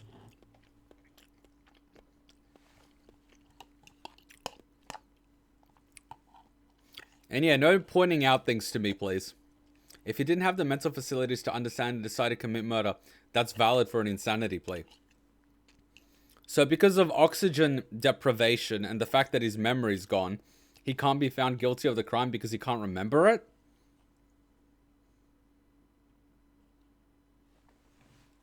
Or are you saying if he didn't have the mental faculties to understand and decide to commit murder, it's not murder? But wouldn't it still be manslaughter? Even if you killed a person but didn't have the intention, but then again, you're going for that insanity. Could nobody enter the elevator when this crime happened? Well, if the elevator was stuck, I'm guessing no one could enter from the door. So the only way they could enter would be from the top of the elevator, right? From the little shaft thing. But if that was to be open, they wouldn't be deprived of oxygen, would they? Because that would, let oxygen come in, right? Really though, if we assume that edgy boy did not kill his dad, how do you say it's not murder? It's a bit, But what if he just shot the thing trying to open up the hole for air, and the guy, I don't know, stood in front of it for some bloody reason?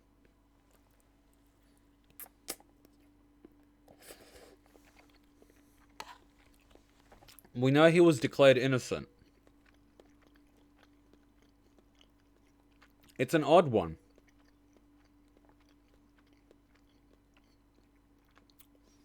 Isn't the only way in this Japanese court system to declare someone innocent by finding the actual culprit?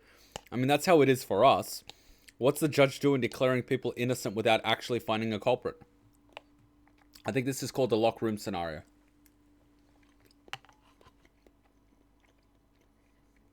Not just the intention.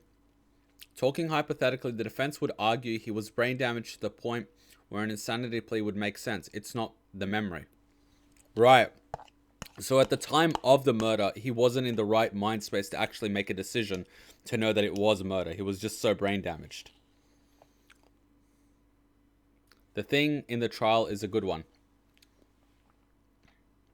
Oh, you guys don't actually remember this part? That's good. Then you get to relive it. That's the best thing. When you've watched something and enjoyed it, and then a certain number of years pass and you don't actually remember, and then you get to relive it. That's a really cool thing. It means it's a good one then.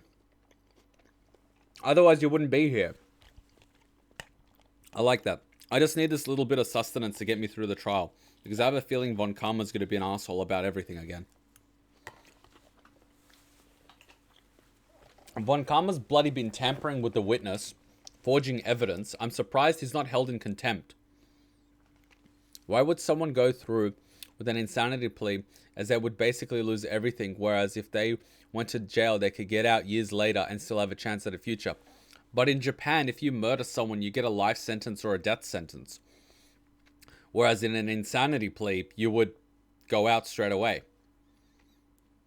Sure, I'm starting to remember, so it's cool. It's a very tricky situation. Okay, well, here we go.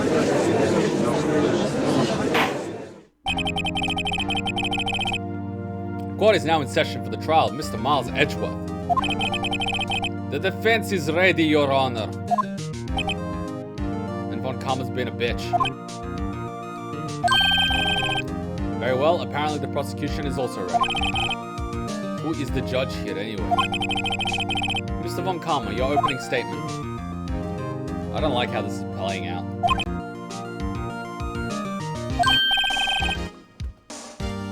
Very well, no opening statement, so... Objection!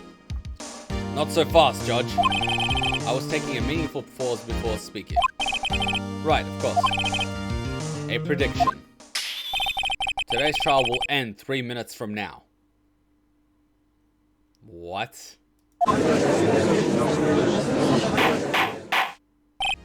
Order. Mr. Von Karma, what is the meaning of your statement just now? Objection! Bah, must you question everything? It will be over in 3 minutes. We have no time to waste. I call my witness now. Right. I call my witness, my decisive witness to the stand. It's that mysterious boat shop only. Wait, so if Von Karma doesn't end this trial in 3 minutes, does that mean he'll look embarrassed? Witness, state your profession. He's not a Spartan.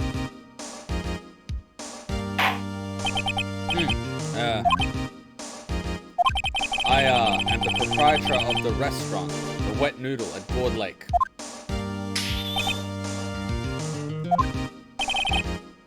And also rent boats. The night of the incident, you were in the boat rental shop, correct? I've heard the Phoenix Wright game place called Japanifornia, so it is basically the legal system of both Japan and California. Yep, I was. Please testify. Wait a second. we still haven't heard who this old guy is. Raise an objection. Objection! Wait a minute. The witness hasn't stated his name yet. Objection! Because I did not ask him, Mr. Wright. Ah. I have predicted this trial will end in 3 minutes. Oh, so that's why he did the prediction. Because he wants to rush the witness's testimony and not let me cross-examine him. Stop asking trivial questions and cooperate. Yeah, right. The witness will state his name. Ooh, judge for the win.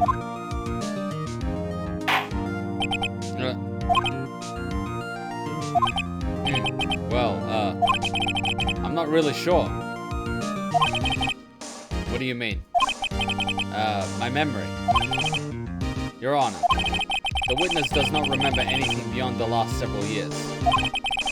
Ergo, he cannot recall his own name. He can't recall, you say? Yes, but the incident in question took place 3 days ago. He can testify. Very well. Let's see his testimony then, shall we, witness? The night of the murder. It was the night of the 24th, just after midnight. I was in the restaurant where I read boats as usual. Then I heard a bang. Yep. When I looked out the window, I saw a boat just floating on the lake. Then I heard another bang. Just about then, the boat comes back to the shore and a man walks by my window.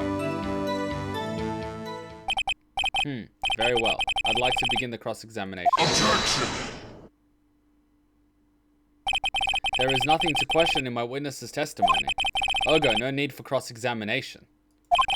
Besides, there are only 10 seconds left before our 3 minutes are up.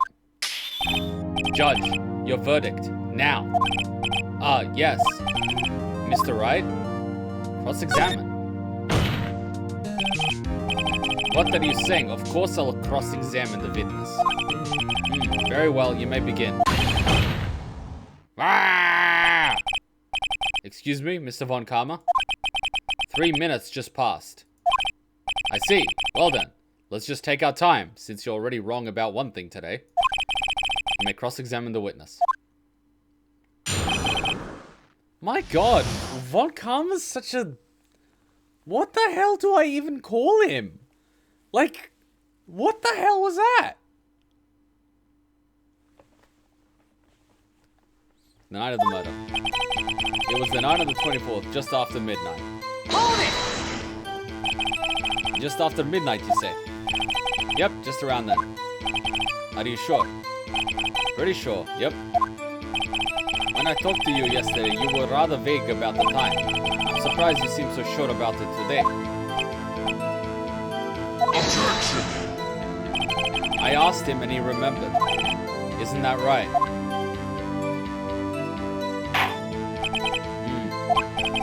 Don't glare at me like that. I remembered it clearly, I did. Yep. You see, continue. So clearly he's been messing with the witness.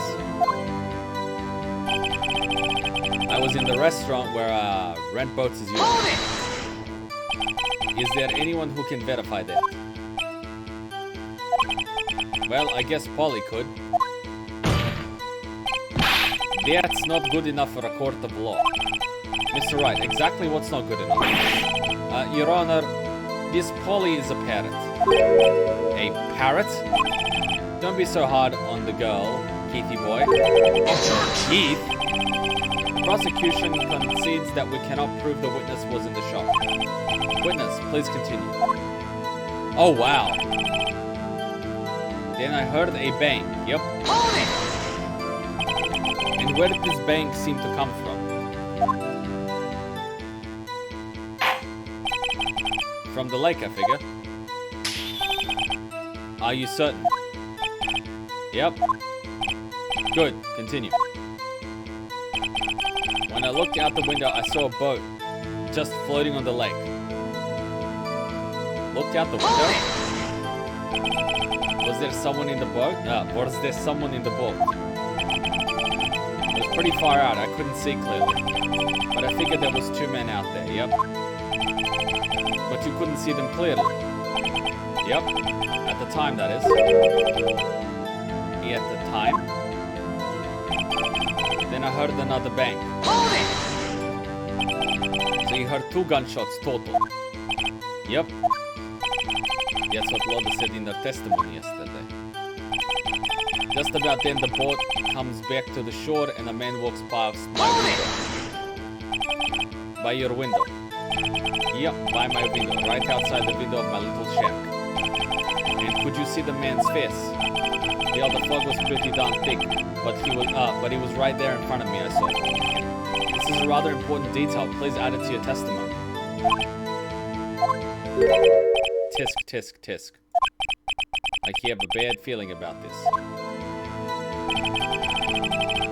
That man was the defendant. He was saying, I can't believe he's dead. Hold it! Are you sure?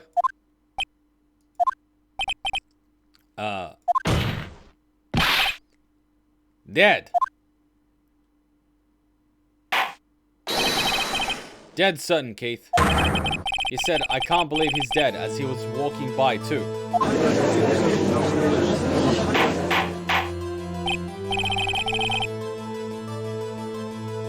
Witness, are you sure that that person you saw was Miles Edgeworth? It was him, that Edgeworth boy.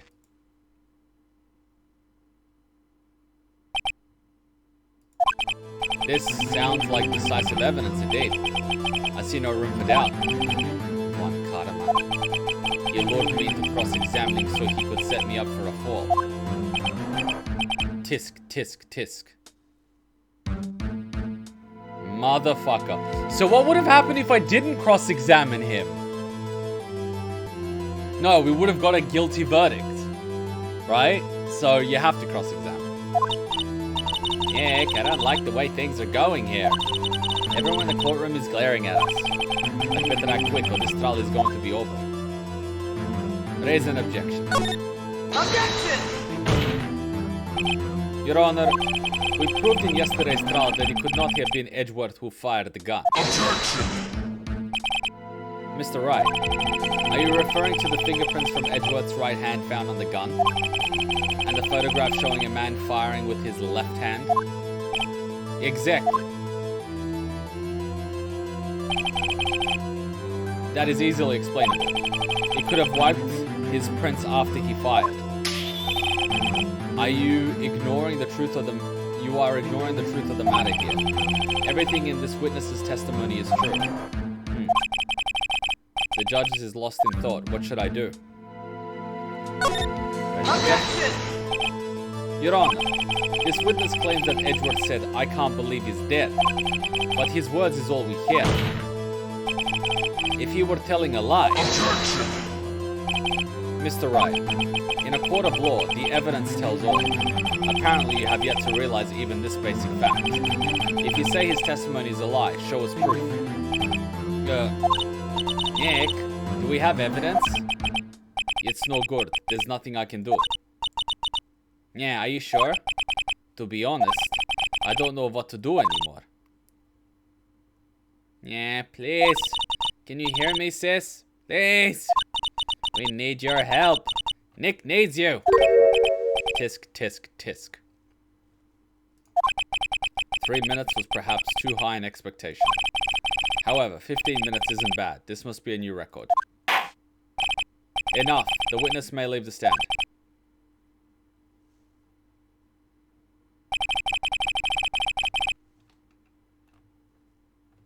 This court sees no reason to further prolong the trial.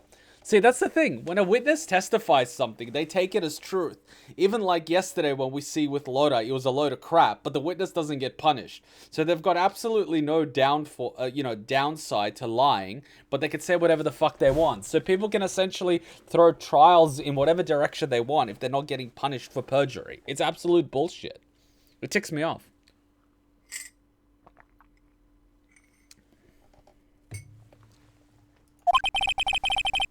Nor is there any more time to decide the case against the defendant. This case is extremely clear. I have no room for misinterpreting of the facts. What? No. This court finds the defendant Miles Edgeworth. Come on, Maya. What? The accuser will surrender to the court immediately, to be held pending trial at a high court within a month from today's date. That is all. This court is now adjourned. Yeah, wait! Who was that just now? Me! Huh? What? Larry? Oh god, what the fuck? But I thought he hit his gavel. Isn't the moment the judge hits his gavel like it? Larry? What are you doing here? Listen, you gotta listen to me. I was there in the park the night of the murder. I wasn't sure about it until just yesterday. But today I remembered it. Remembered what? The gunshot. I heard it too. Order. Objection. What is the meaning of this? The verdict has been decided. I call for adjournment. One moment, Mr. Von Kuma. So you say you heard a gunshot? Yeah, I did. A gunshot. That night. I was sitting here in the audience listening to the testimony. Then I realized something he said was different from what I remember. Anywho, I can't just sit here and let you call Edgy a murderer. It's just not right. I'll testify. Let me testify.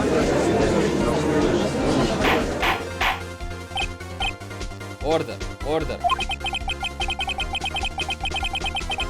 Well, this is the first time something has happened like this in my court. I'm not quite sure how to proceed. Judge, you've already given your decision. The trial is over. Yeah, Nick. This is it. Larry's given us one final chance at this. She's right. If only it wasn't Larry. He could make things even worse. Yeah, Mr. Edgeworth was just declared guilty, Nick. It doesn't get any worse. You're right.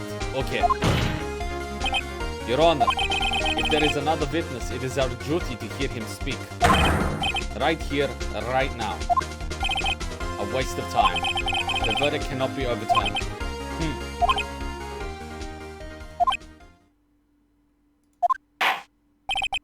Allow me to speak my opinion.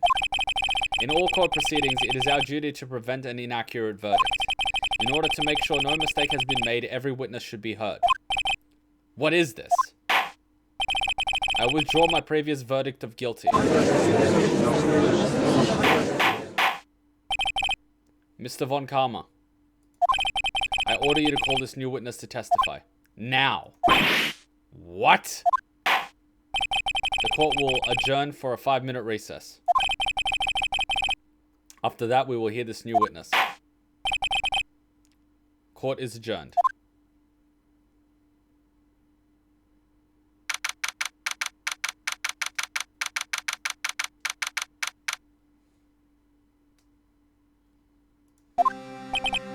Phew. That was too close. Sorry to keep you on the edge of your seat like that, Edgeworth. Ugh. I've seen worse. Yeah, right, Edgeworth. You're sweating bullets. I just wonder what Larry plans to say in there. Yeah, Larry was at the lake that night. Yes. He said he was looking for the steel samurai balloon that flew into the lake. Yeah, alright. And he found the balloon and the air tank that night. Yeah. Hey, Edgeworth. You say something right? You say something right? Yeah, a lot of things. You seem out of it. What's wrong? It's nothing. Mr. Edgeworth, there's something I've been meaning to ask you. What's that? Why are your fingerprints on the murder weapon? Oh.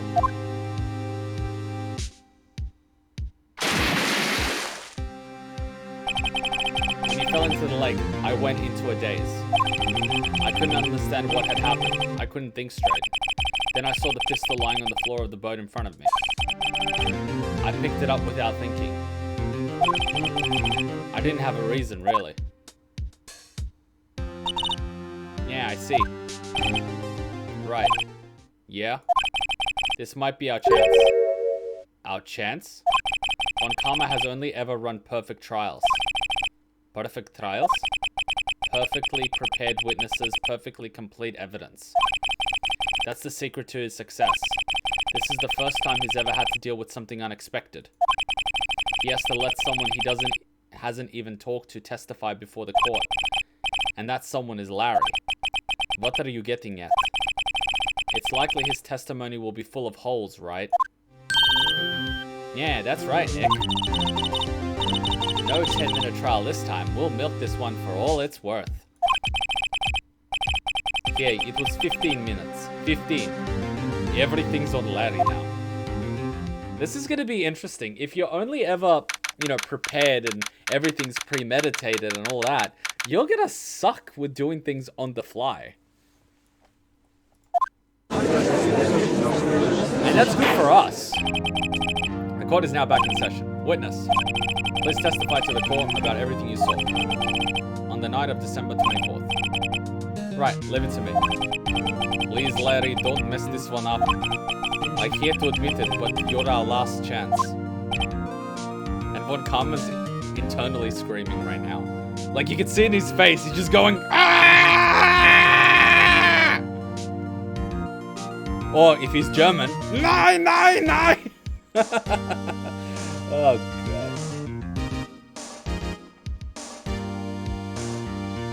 God.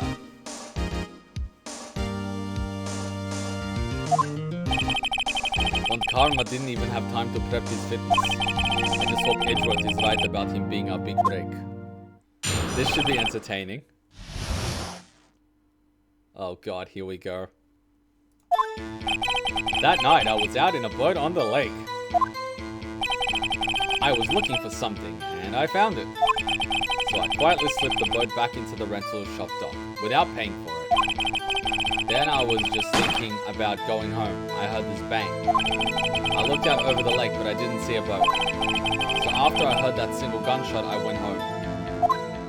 Oh, for the love of a tuna.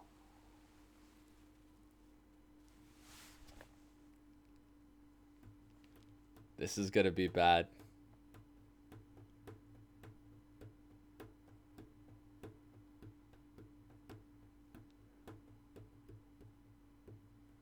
This is gonna be bad. I was away from this community for long, but I still think there is no 2 games of the same series in a row rule. That's right. That was an unusually vague testimony even for this court. I love how he's just aware of it. In any case, Miss Wright, you may begin your cross-examination. Yes, Your Honor. What's wrong, Nick? It's Larry. I have no idea what he's going to say if I press him. I'm a little scared. Well, we came this far. There's no way to go but forward, Nick. Oh, fuck me. That night, I was out in a boat on a lake. Hold it! Something wrong, Mr. Wright? There were so many things wrong, I don't know where to begin. Well, okay. First of all, what time was it? Oh, it was after 11 when I went out in the boat. By that time, everyone had gone home for the night. So I waited until the coast was clear, so to speak.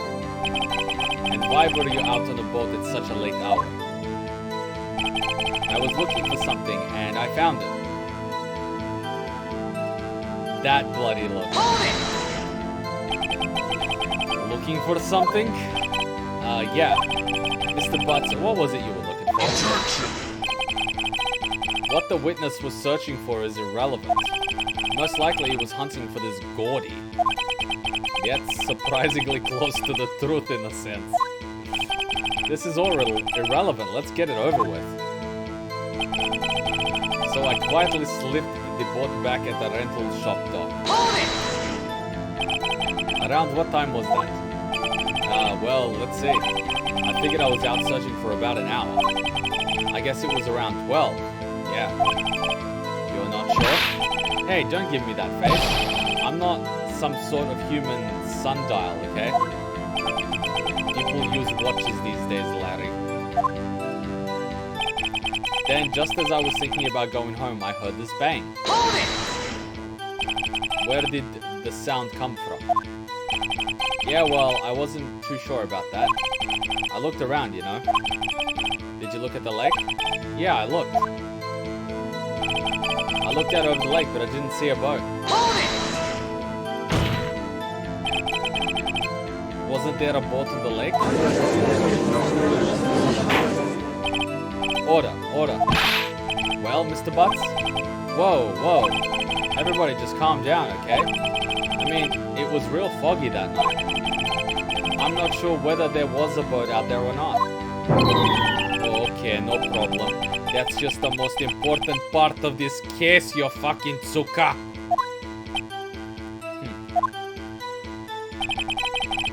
So after I heard that single gunshot, I went home. Hold it! So you only heard one bang, correct? Yeah.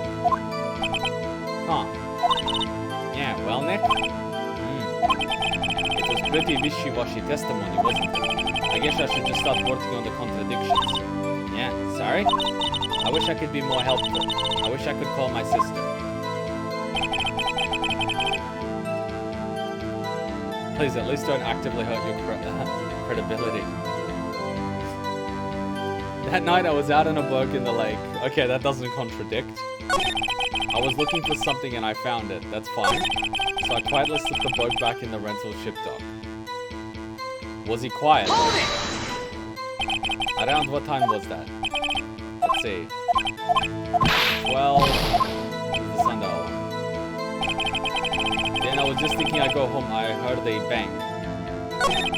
I looked over the lake, but I didn't see a boat.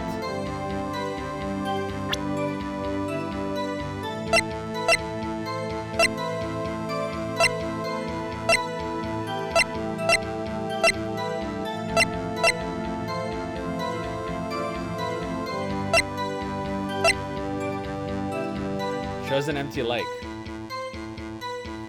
Taken at 11:50.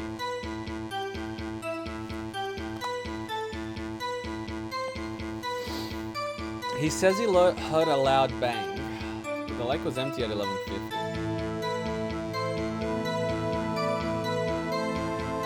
Can I present this? But it's not a contradiction.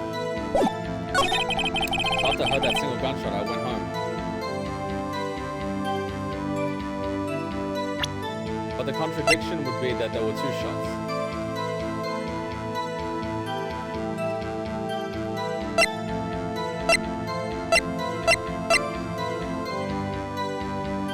But she said there were two.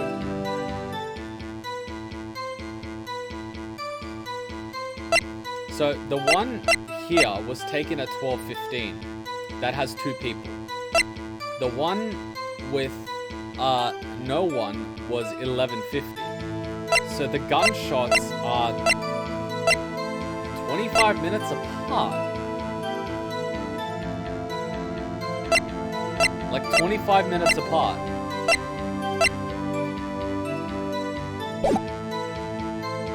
So I could say that there were two gunshots, which is a contradiction. But I don't know how it will go. Objection! Wait a sec, Larry. What? You only heard one bang. You're sure? That's what I said. But Miss Lothar testified yesterday that she heard two bangs. And the old man just now said the same thing. They both heard two gunshots that night. You know, standard KGB, two to the chest, one to the head. Huh? Were you even listening? Were you paying attention at all to what they said? Yo, Nick, please. Huh? You know something's been bothering me. I'm a witness, see? I'm like a customer here. So you gotta treat me nice and stuff, okay?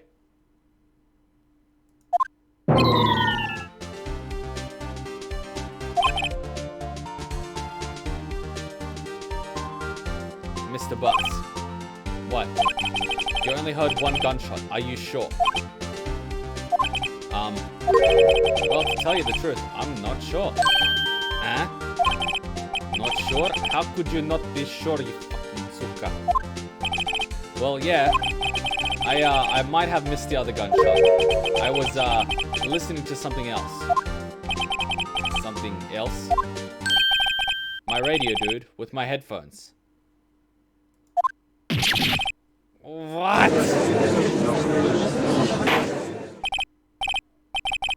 A 3-shot suicide, Kuma. The KGB really is impressive. Well, it's like, you know, Epstein's accusers. They all committed suicide, all 3 of them. One died in a fatal car crash. The other one committed suicide. And the other one went MIA. Order, order. And stop that booing. Mr. Butts. You were listening to the radio with your headphones. Oh no, not Epstein's. The guy that was on that TV show House of Cards. You know, Epstein's friend. Yeah, his 3 accusers all ended up dying. So there's no one to testify against him. And he was being charged with pedophilia. But there's no one left alive to testify against him. Funny how the criminal court system works in the US. If all the witnesses against you commit suicide, you're free to go. Yeah, so what? That a crime? I listen to my radio. Everyone listens to the radio. What's the big deal? Mr. von Kammer, your opinion? Waste of time. I do not accept this witness nor his shoddy testimony. I'm gonna need more water after this. Well, Mr. Wright, should he continue the testimony? Continue. Your Honor, please allow the witness to continue his testimony. Bah, nothing is more pitiful than a lawyer who doesn't know when he's lost. Very well, Mr. Butts. Please give your testimony and be sure to include details like your radio. Right, leave it to me. I wouldn't if there were any other way out of this, believe me. Well, Larry heard.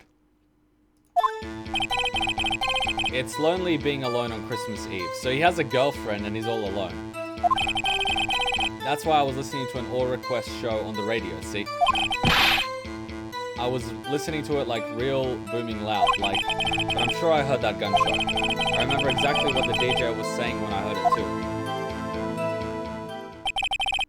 You were listening to your radio at a high volume. Yeah, what's the big problem? Can't a man listen to his radio in peace? Isn't this a free country? I truly believe Larry has no idea what the problem here is. Judge, can you believe a word this witness says? What he heard was probably nothing more than a drum beat from the radio. True enough, it is difficult to believe this testimony. Objection! Wait, Your Honor. The witness said he remembers exactly what the DJ said when he heard the gunshot. Excuse me? DJ? An announcer, the guy who says things on the radio. Anyway, what this means is when he heard the sound, no music was playing. The DJ only talks in between songs, so he could have heard the gunshot from the lake. I'd like to cross-examine this witness, Your Honor. Very well, Mr. Wright. I can't believe I'm continuing this charade. My throat is getting really, really, really dry. I need to get some more water before I damage it, so give me 1 second.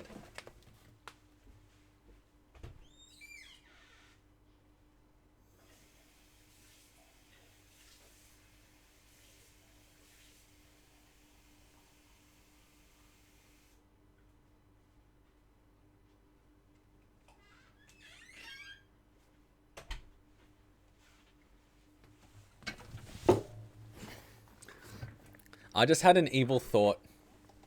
I saw a clip of Winnie the Pooh getting strangled in South Park, and Hutchin is a huge Winnie the Pooh fan. We should make her react to it.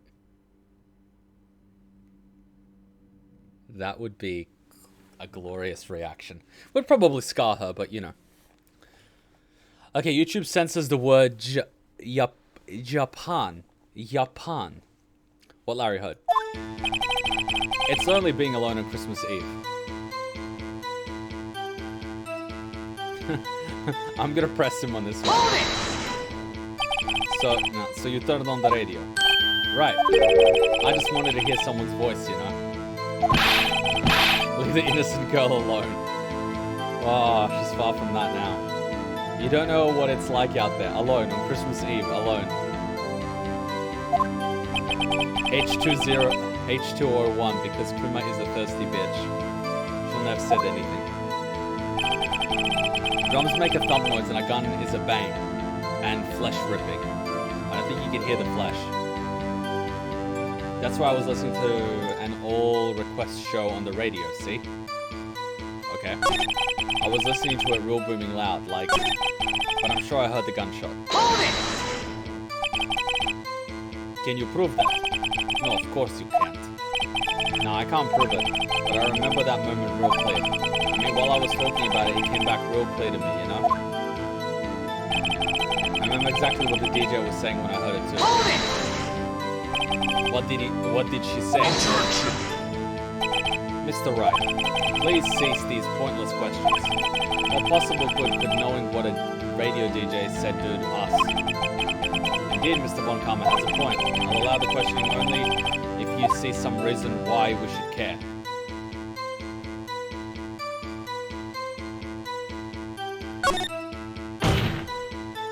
We should care, Your Honor. Of course we should. Why? Well, how do you know if we don't ask you? Fine, very well. Mr. Butts, please testify to the court. What was the radio announcer saying when you heard the gunshot? Just when she said, hey, it's almost Christmas, I heard the gunshot. That means it was before Christmas. Before 12 o'clock. This is the most ludicrous testimony I've ever heard. But there is one gleaming ray of hope in that. I've got to press it until we get to the bottom of what happened. It's only been on Christmas, that's why I heard. I listened pretty loud, but I'm sure what I heard. Remember what he was saying? Just when she said, hey, it's almost Christmas, I heard the gunshot. Hold it! Are you sure? Of course I am. She had this real sexy voice. Maybe Von Karma was right. I'm not sure how this helped us at all. This is the most ludicrous thing I've ever heard.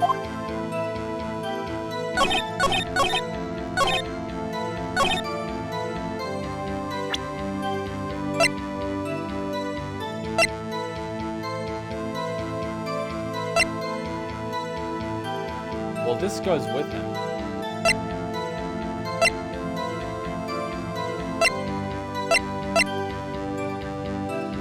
Oh, so she heard 2 gunshots after midnight. Your ones are before midnight. So... See, this second lake photo goes with what he's saying. This one says after midnight. Objection! Larry, are you absolutely sure what you're saying is correct? Huh? What's with that face? You look scary, dude. Hey, if you're trying to scare me, you know, you better know I don't scare that easily. Is something the matter, Mr. Wright? Your Honor, did you hear what the witness just said? The DJ said, hey, it's almost Christmas, when he heard the gunshot. The DJ said, hey, it's almost Christmas, when he heard the gunshot. Or, in my country, they say, the DJ say, hey, it's almost Christmas, you capitalist dog. Indeed. And? Almost Christmas means it wasn't Christmas. Do you realize what this means? When he heard the gunshot, it was still Christmas Eve. That would seem to be the case, yes. But that contradicts the 2 testimonies we have heard so far, Your Honor. Both Miss Hart and the old man said it was after midnight when they heard the shots. In other words, when they heard the gunshots, it was already Christmas. This is a clear contradiction, Your Honor.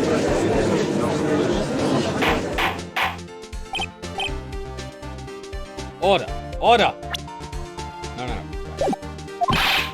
What does this mean? The 2 prior witnesses heard gunshots after midnight. However, this witness says he got gunshots before midnight. Well, I guess this witness wasn't prepped, was he? Judge, the answer is simple. The current witness is plainly mistaken. Just look at him. Suspicious. What?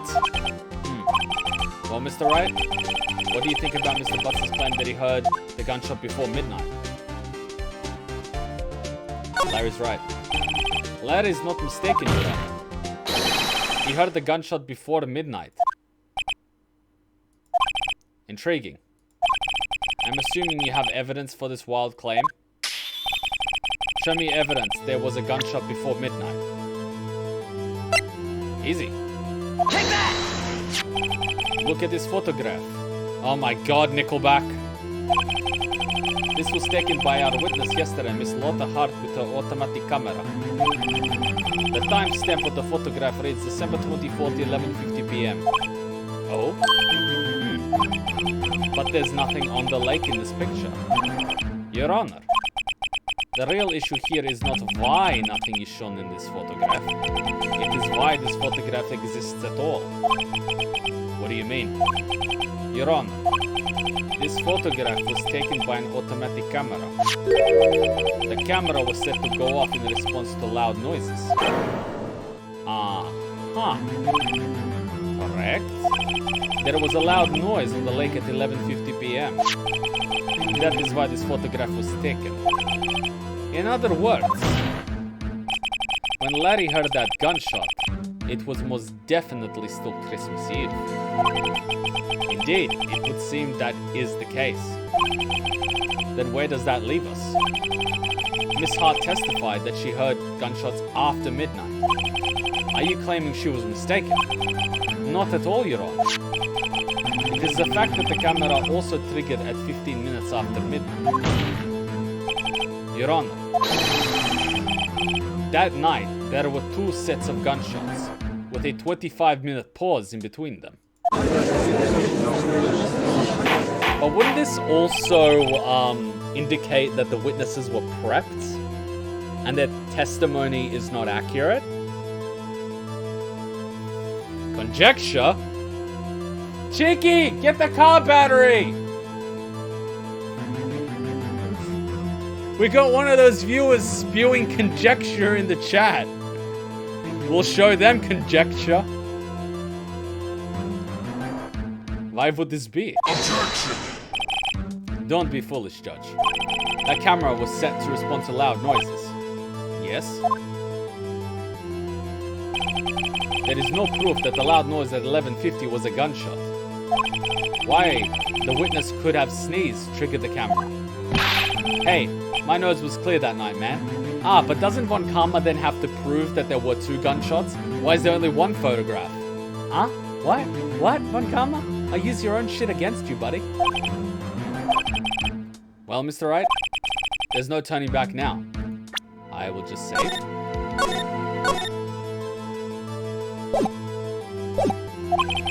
Can you prove that the loud noise at 11:50 was indeed a gunshot? Please show the court evidence if you have any.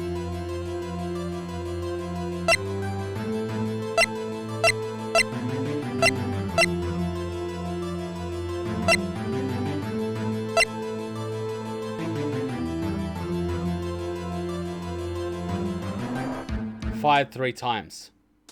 Take that! This is my evidence. The murder weapon? Something about this pistol was bothering me, Your Honor.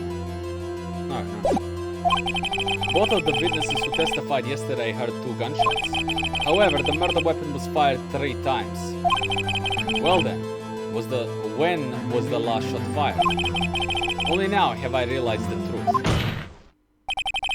The 3rd gunshot was the shot Larry heard just before midnight.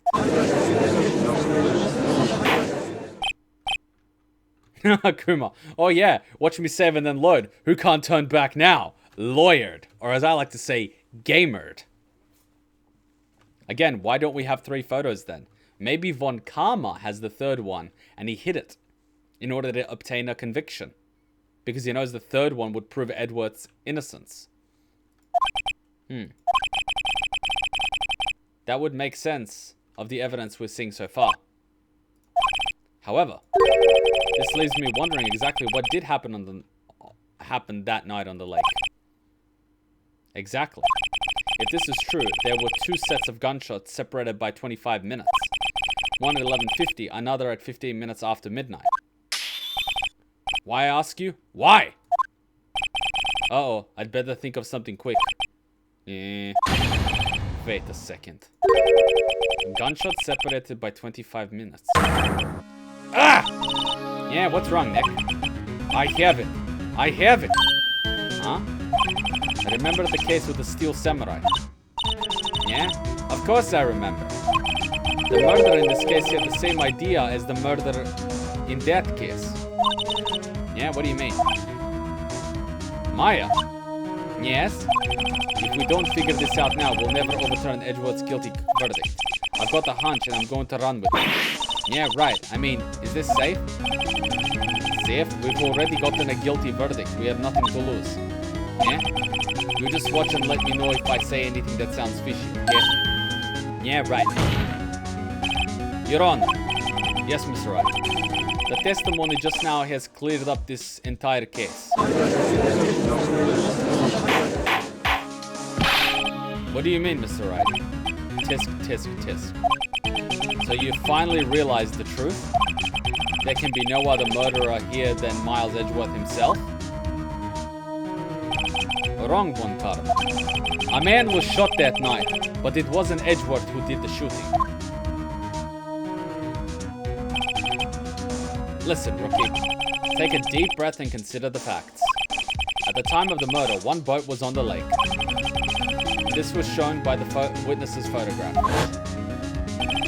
The defendant, Edgeworth, and the victim, Robert Hammond, were on the boat.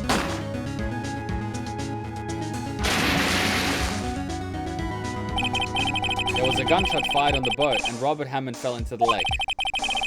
The distance of the shooting was 1 meter. It couldn't have been suicide.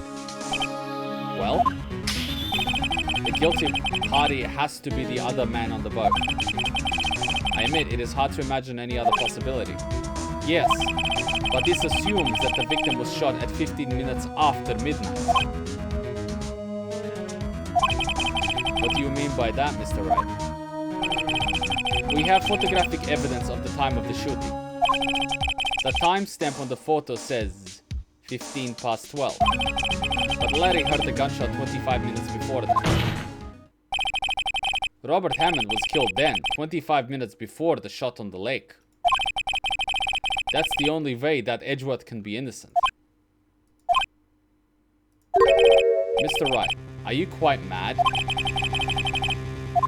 Explain who the two men on the boat are.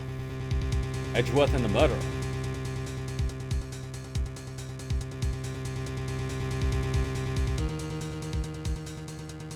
Oh, the murderer and Hammond.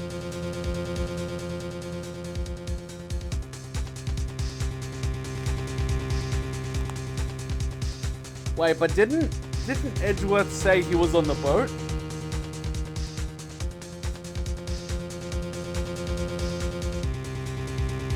So we're basically saying that Edgeworth wasn't on the boat.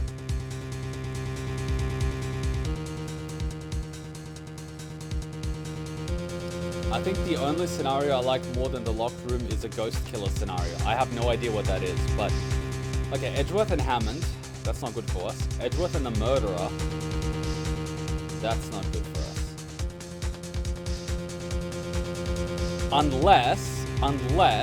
Unless Edgeworth is on the boat with the murderer. The murderer has effectively wiped the prints on the gun. He's wearing gloves. He shoots past Edgeworth, drops the gun, and jumps in the boat. Like jumps in the water, then swims back to the shore. And then Edgeworth picks up the gun. So this is all a plot in order to get Edgeworth's prints on the gun. If it's Edgeworth and the murderer. If it's the murderer and Hammond, then what's that whole thing with Edgeworth saying that he was on the boat? That's the thing that would fall apart. And Edgeworth and Hammond... Ooh. Time to do that thing we always do in Zero and Escape. This is my hunch. Of course it was Edgeworth and the murderer. After the murderer killed Robert Hammond at 11:50, he assumed the guise of Mr. Hammond and met Edgeworth.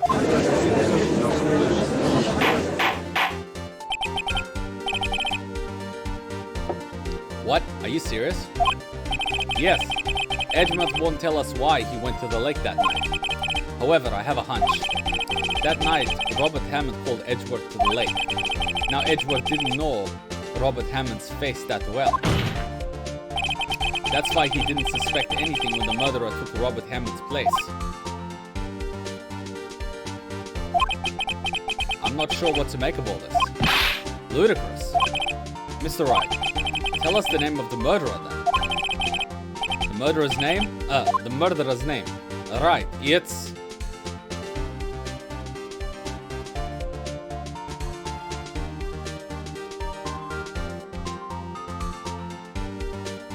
I can't believe that Laura Hart will be an assassin. That's other bullshit.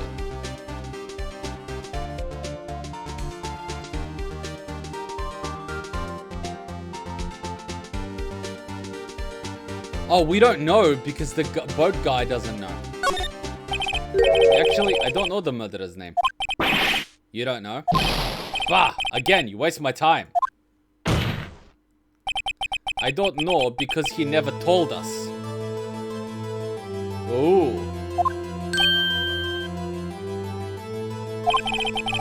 The murderer is the caretaker of the boat shop, that old man. At 11:50, he was the one who killed Robert Hammond. The caretaker of the boat shop?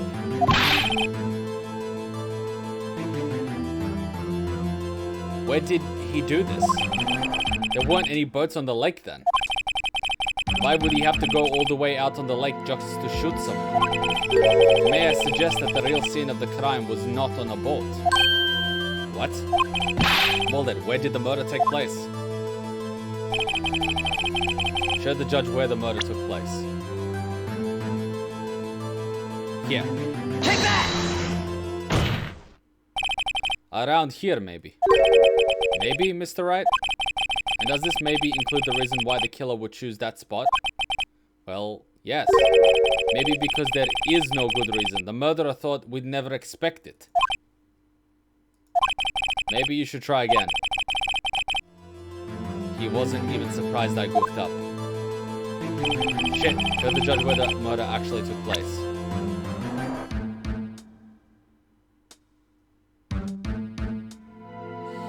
Yeah.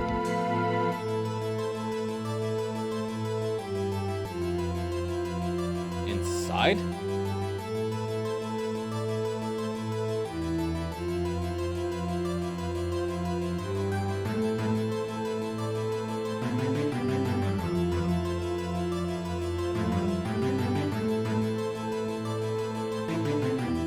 I don't know, they were walking to a nice romantic thing and then BAM! Maybe here. Take that! Around here, maybe. Maybe, Mr. Wright? And does this maybe include the reason why the killer would choose that spot? Yes, well, maybe because there is... Oh, fuck. If he says inside his fucking house, you know how much cleanup you would have to do when you shoot someone in your house? Take that! Here, of course. The boat shop where he lives. That way he could meet with the victim without anyone seeing. Objection! Do you have proof that the boat shop was the scene of the crime? Recall Larry's testimony, if you will.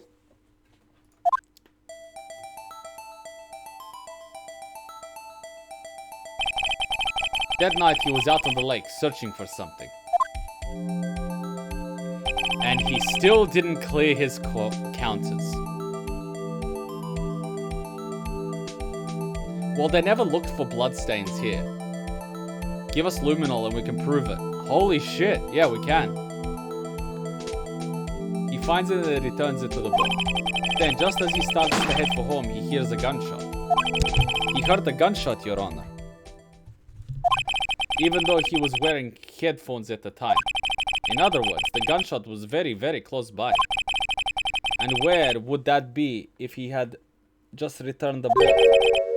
The boat shop. Mr. Wright, what happened that night on Gold Lake? Please tell the court from the beginning. Yes, Your Honor. Yeah, Nick, are you sure about this? Not really. But I think if I start at the very beginning and I take it slow, I might just be able to figure this out. That night, the caretaker of the boat shop called Robert Hammond to his shop.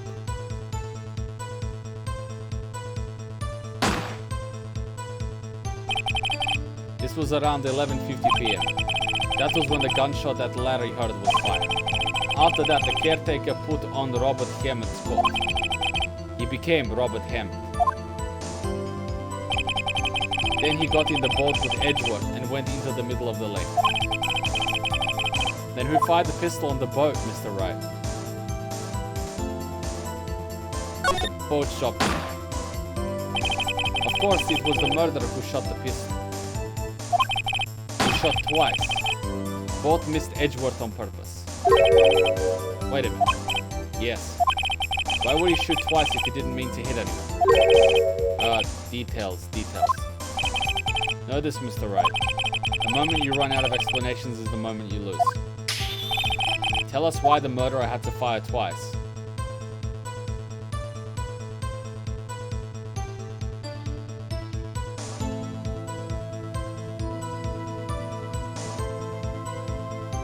To create a witness. I believe he shot twice to create a witness, Your Honor. Create a witness? The murderer lifts his pistol and fires one shot. That ensures anyone who heard the shot would look at the lake.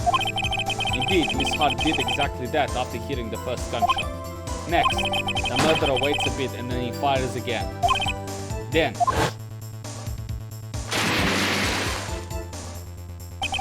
the murderer jumps from the boat himself, leaving the pistol on the boat behind him.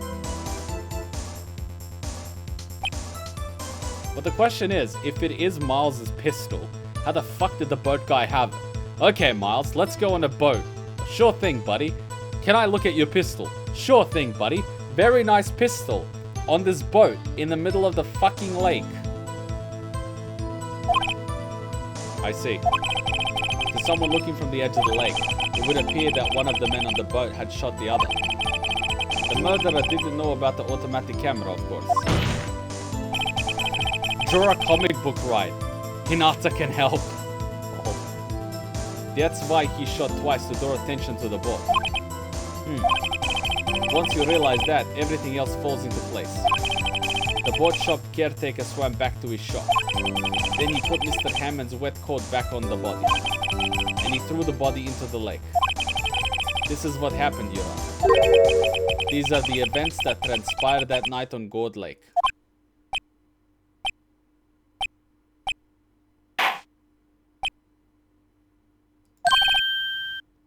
Bailiff, bring out the witness from before.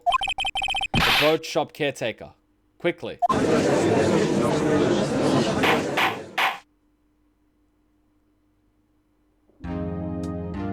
We literally just assumed that the pistol is Edgeworth. This has never been stated in the game.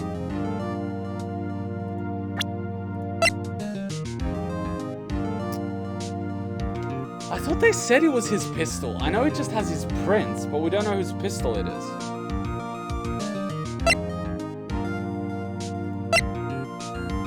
God damn it. Well, guess the facts fucked me on the first part. Very well, while we are waiting for the caretaker, I would like to ask the defendant, Miles Edgeworth, a few questions. Mr. Edgeworth, please take the stand. Oh shit. Oh shit. Mr. Edgeworth, you heard what the defense has said. Yes. Well, why did you go to the lake that night? I'm surprised that he wasn't the first one to have to give his testimony since he's pleading innocence, but anyway. What Wright has said was mostly correct. Astonishingly so, actually. Yes. Several days ago, I received a letter. The letter was signed Robert Hammond. He asked me to come to the boat shop by the lake at midnight on Christmas Eve. He said he had something very important to discuss with me. Something important? I'm sorry, I can't say what it was. Bailiff, Your Honor, sir. Bailiff, we are conducting a trial here. I ask that you remain quiet. The witness has disappeared. He isn't at the boat shop either.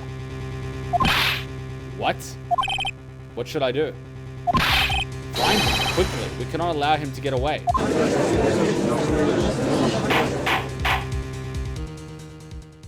And just like that.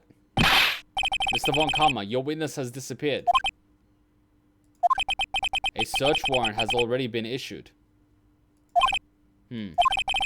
It goes without saying that I cannot declare a verdict under these circumstances. I will extend the trial until tomorrow, the final day allowed. I request that the police department utilize all its forces to find that witness. Am I understood? One more thing. Just who is the boat shop caretaker? I think his identity has become very important to this trial. I want him, and I want to know who he is. Very well. Court is now adjourned. Wow, we survived that one. Sometimes you mix up your hypothesis and the facts. Beside that, you see a lot of things coming in advance. I don't know what led me to believe that it was Edgeworth's pistol, because that was a thing that was, you know, brought up a lot yesterday. I mean, last week. Because I was like, why does Edgeworth have a pistol? Why does he own a pistol? Is he a pistol? Like, you know, and it turns out that it wasn't his pistol at all. I don't know what made me believe it was his. Yay, Nick, you did it. Now, I gotta ask, how long is the third day's investigation and third day trial? Just because we've actually been on for about 3 hours, and I don't want to be doing a 6-hour stream. It's too long. So, could you guys tell me really quickly? I mean, that's the only error you make. Otherwise, you're good at this. Damn. So, if I didn't make the mistake about ownership of the pistol, I would have pretty much been clean so far. Yeah, it's pretty long. Okay, so it sort of seems fair to leave it till next week. I don't really want to do a 6-hour stream just because it would make me very, very fatigued, and then I'll start making silly mistakes. Investigation is rather short. The trial is very long. Full stream time.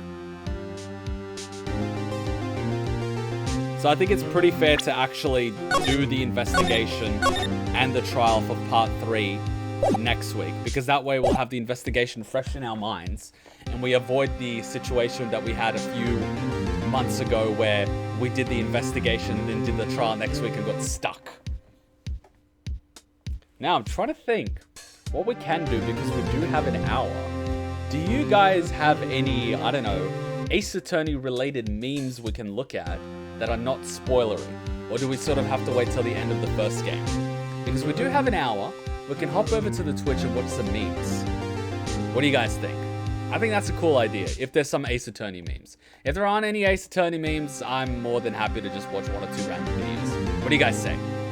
I say let's pop over to the Twitch and watch some random videos.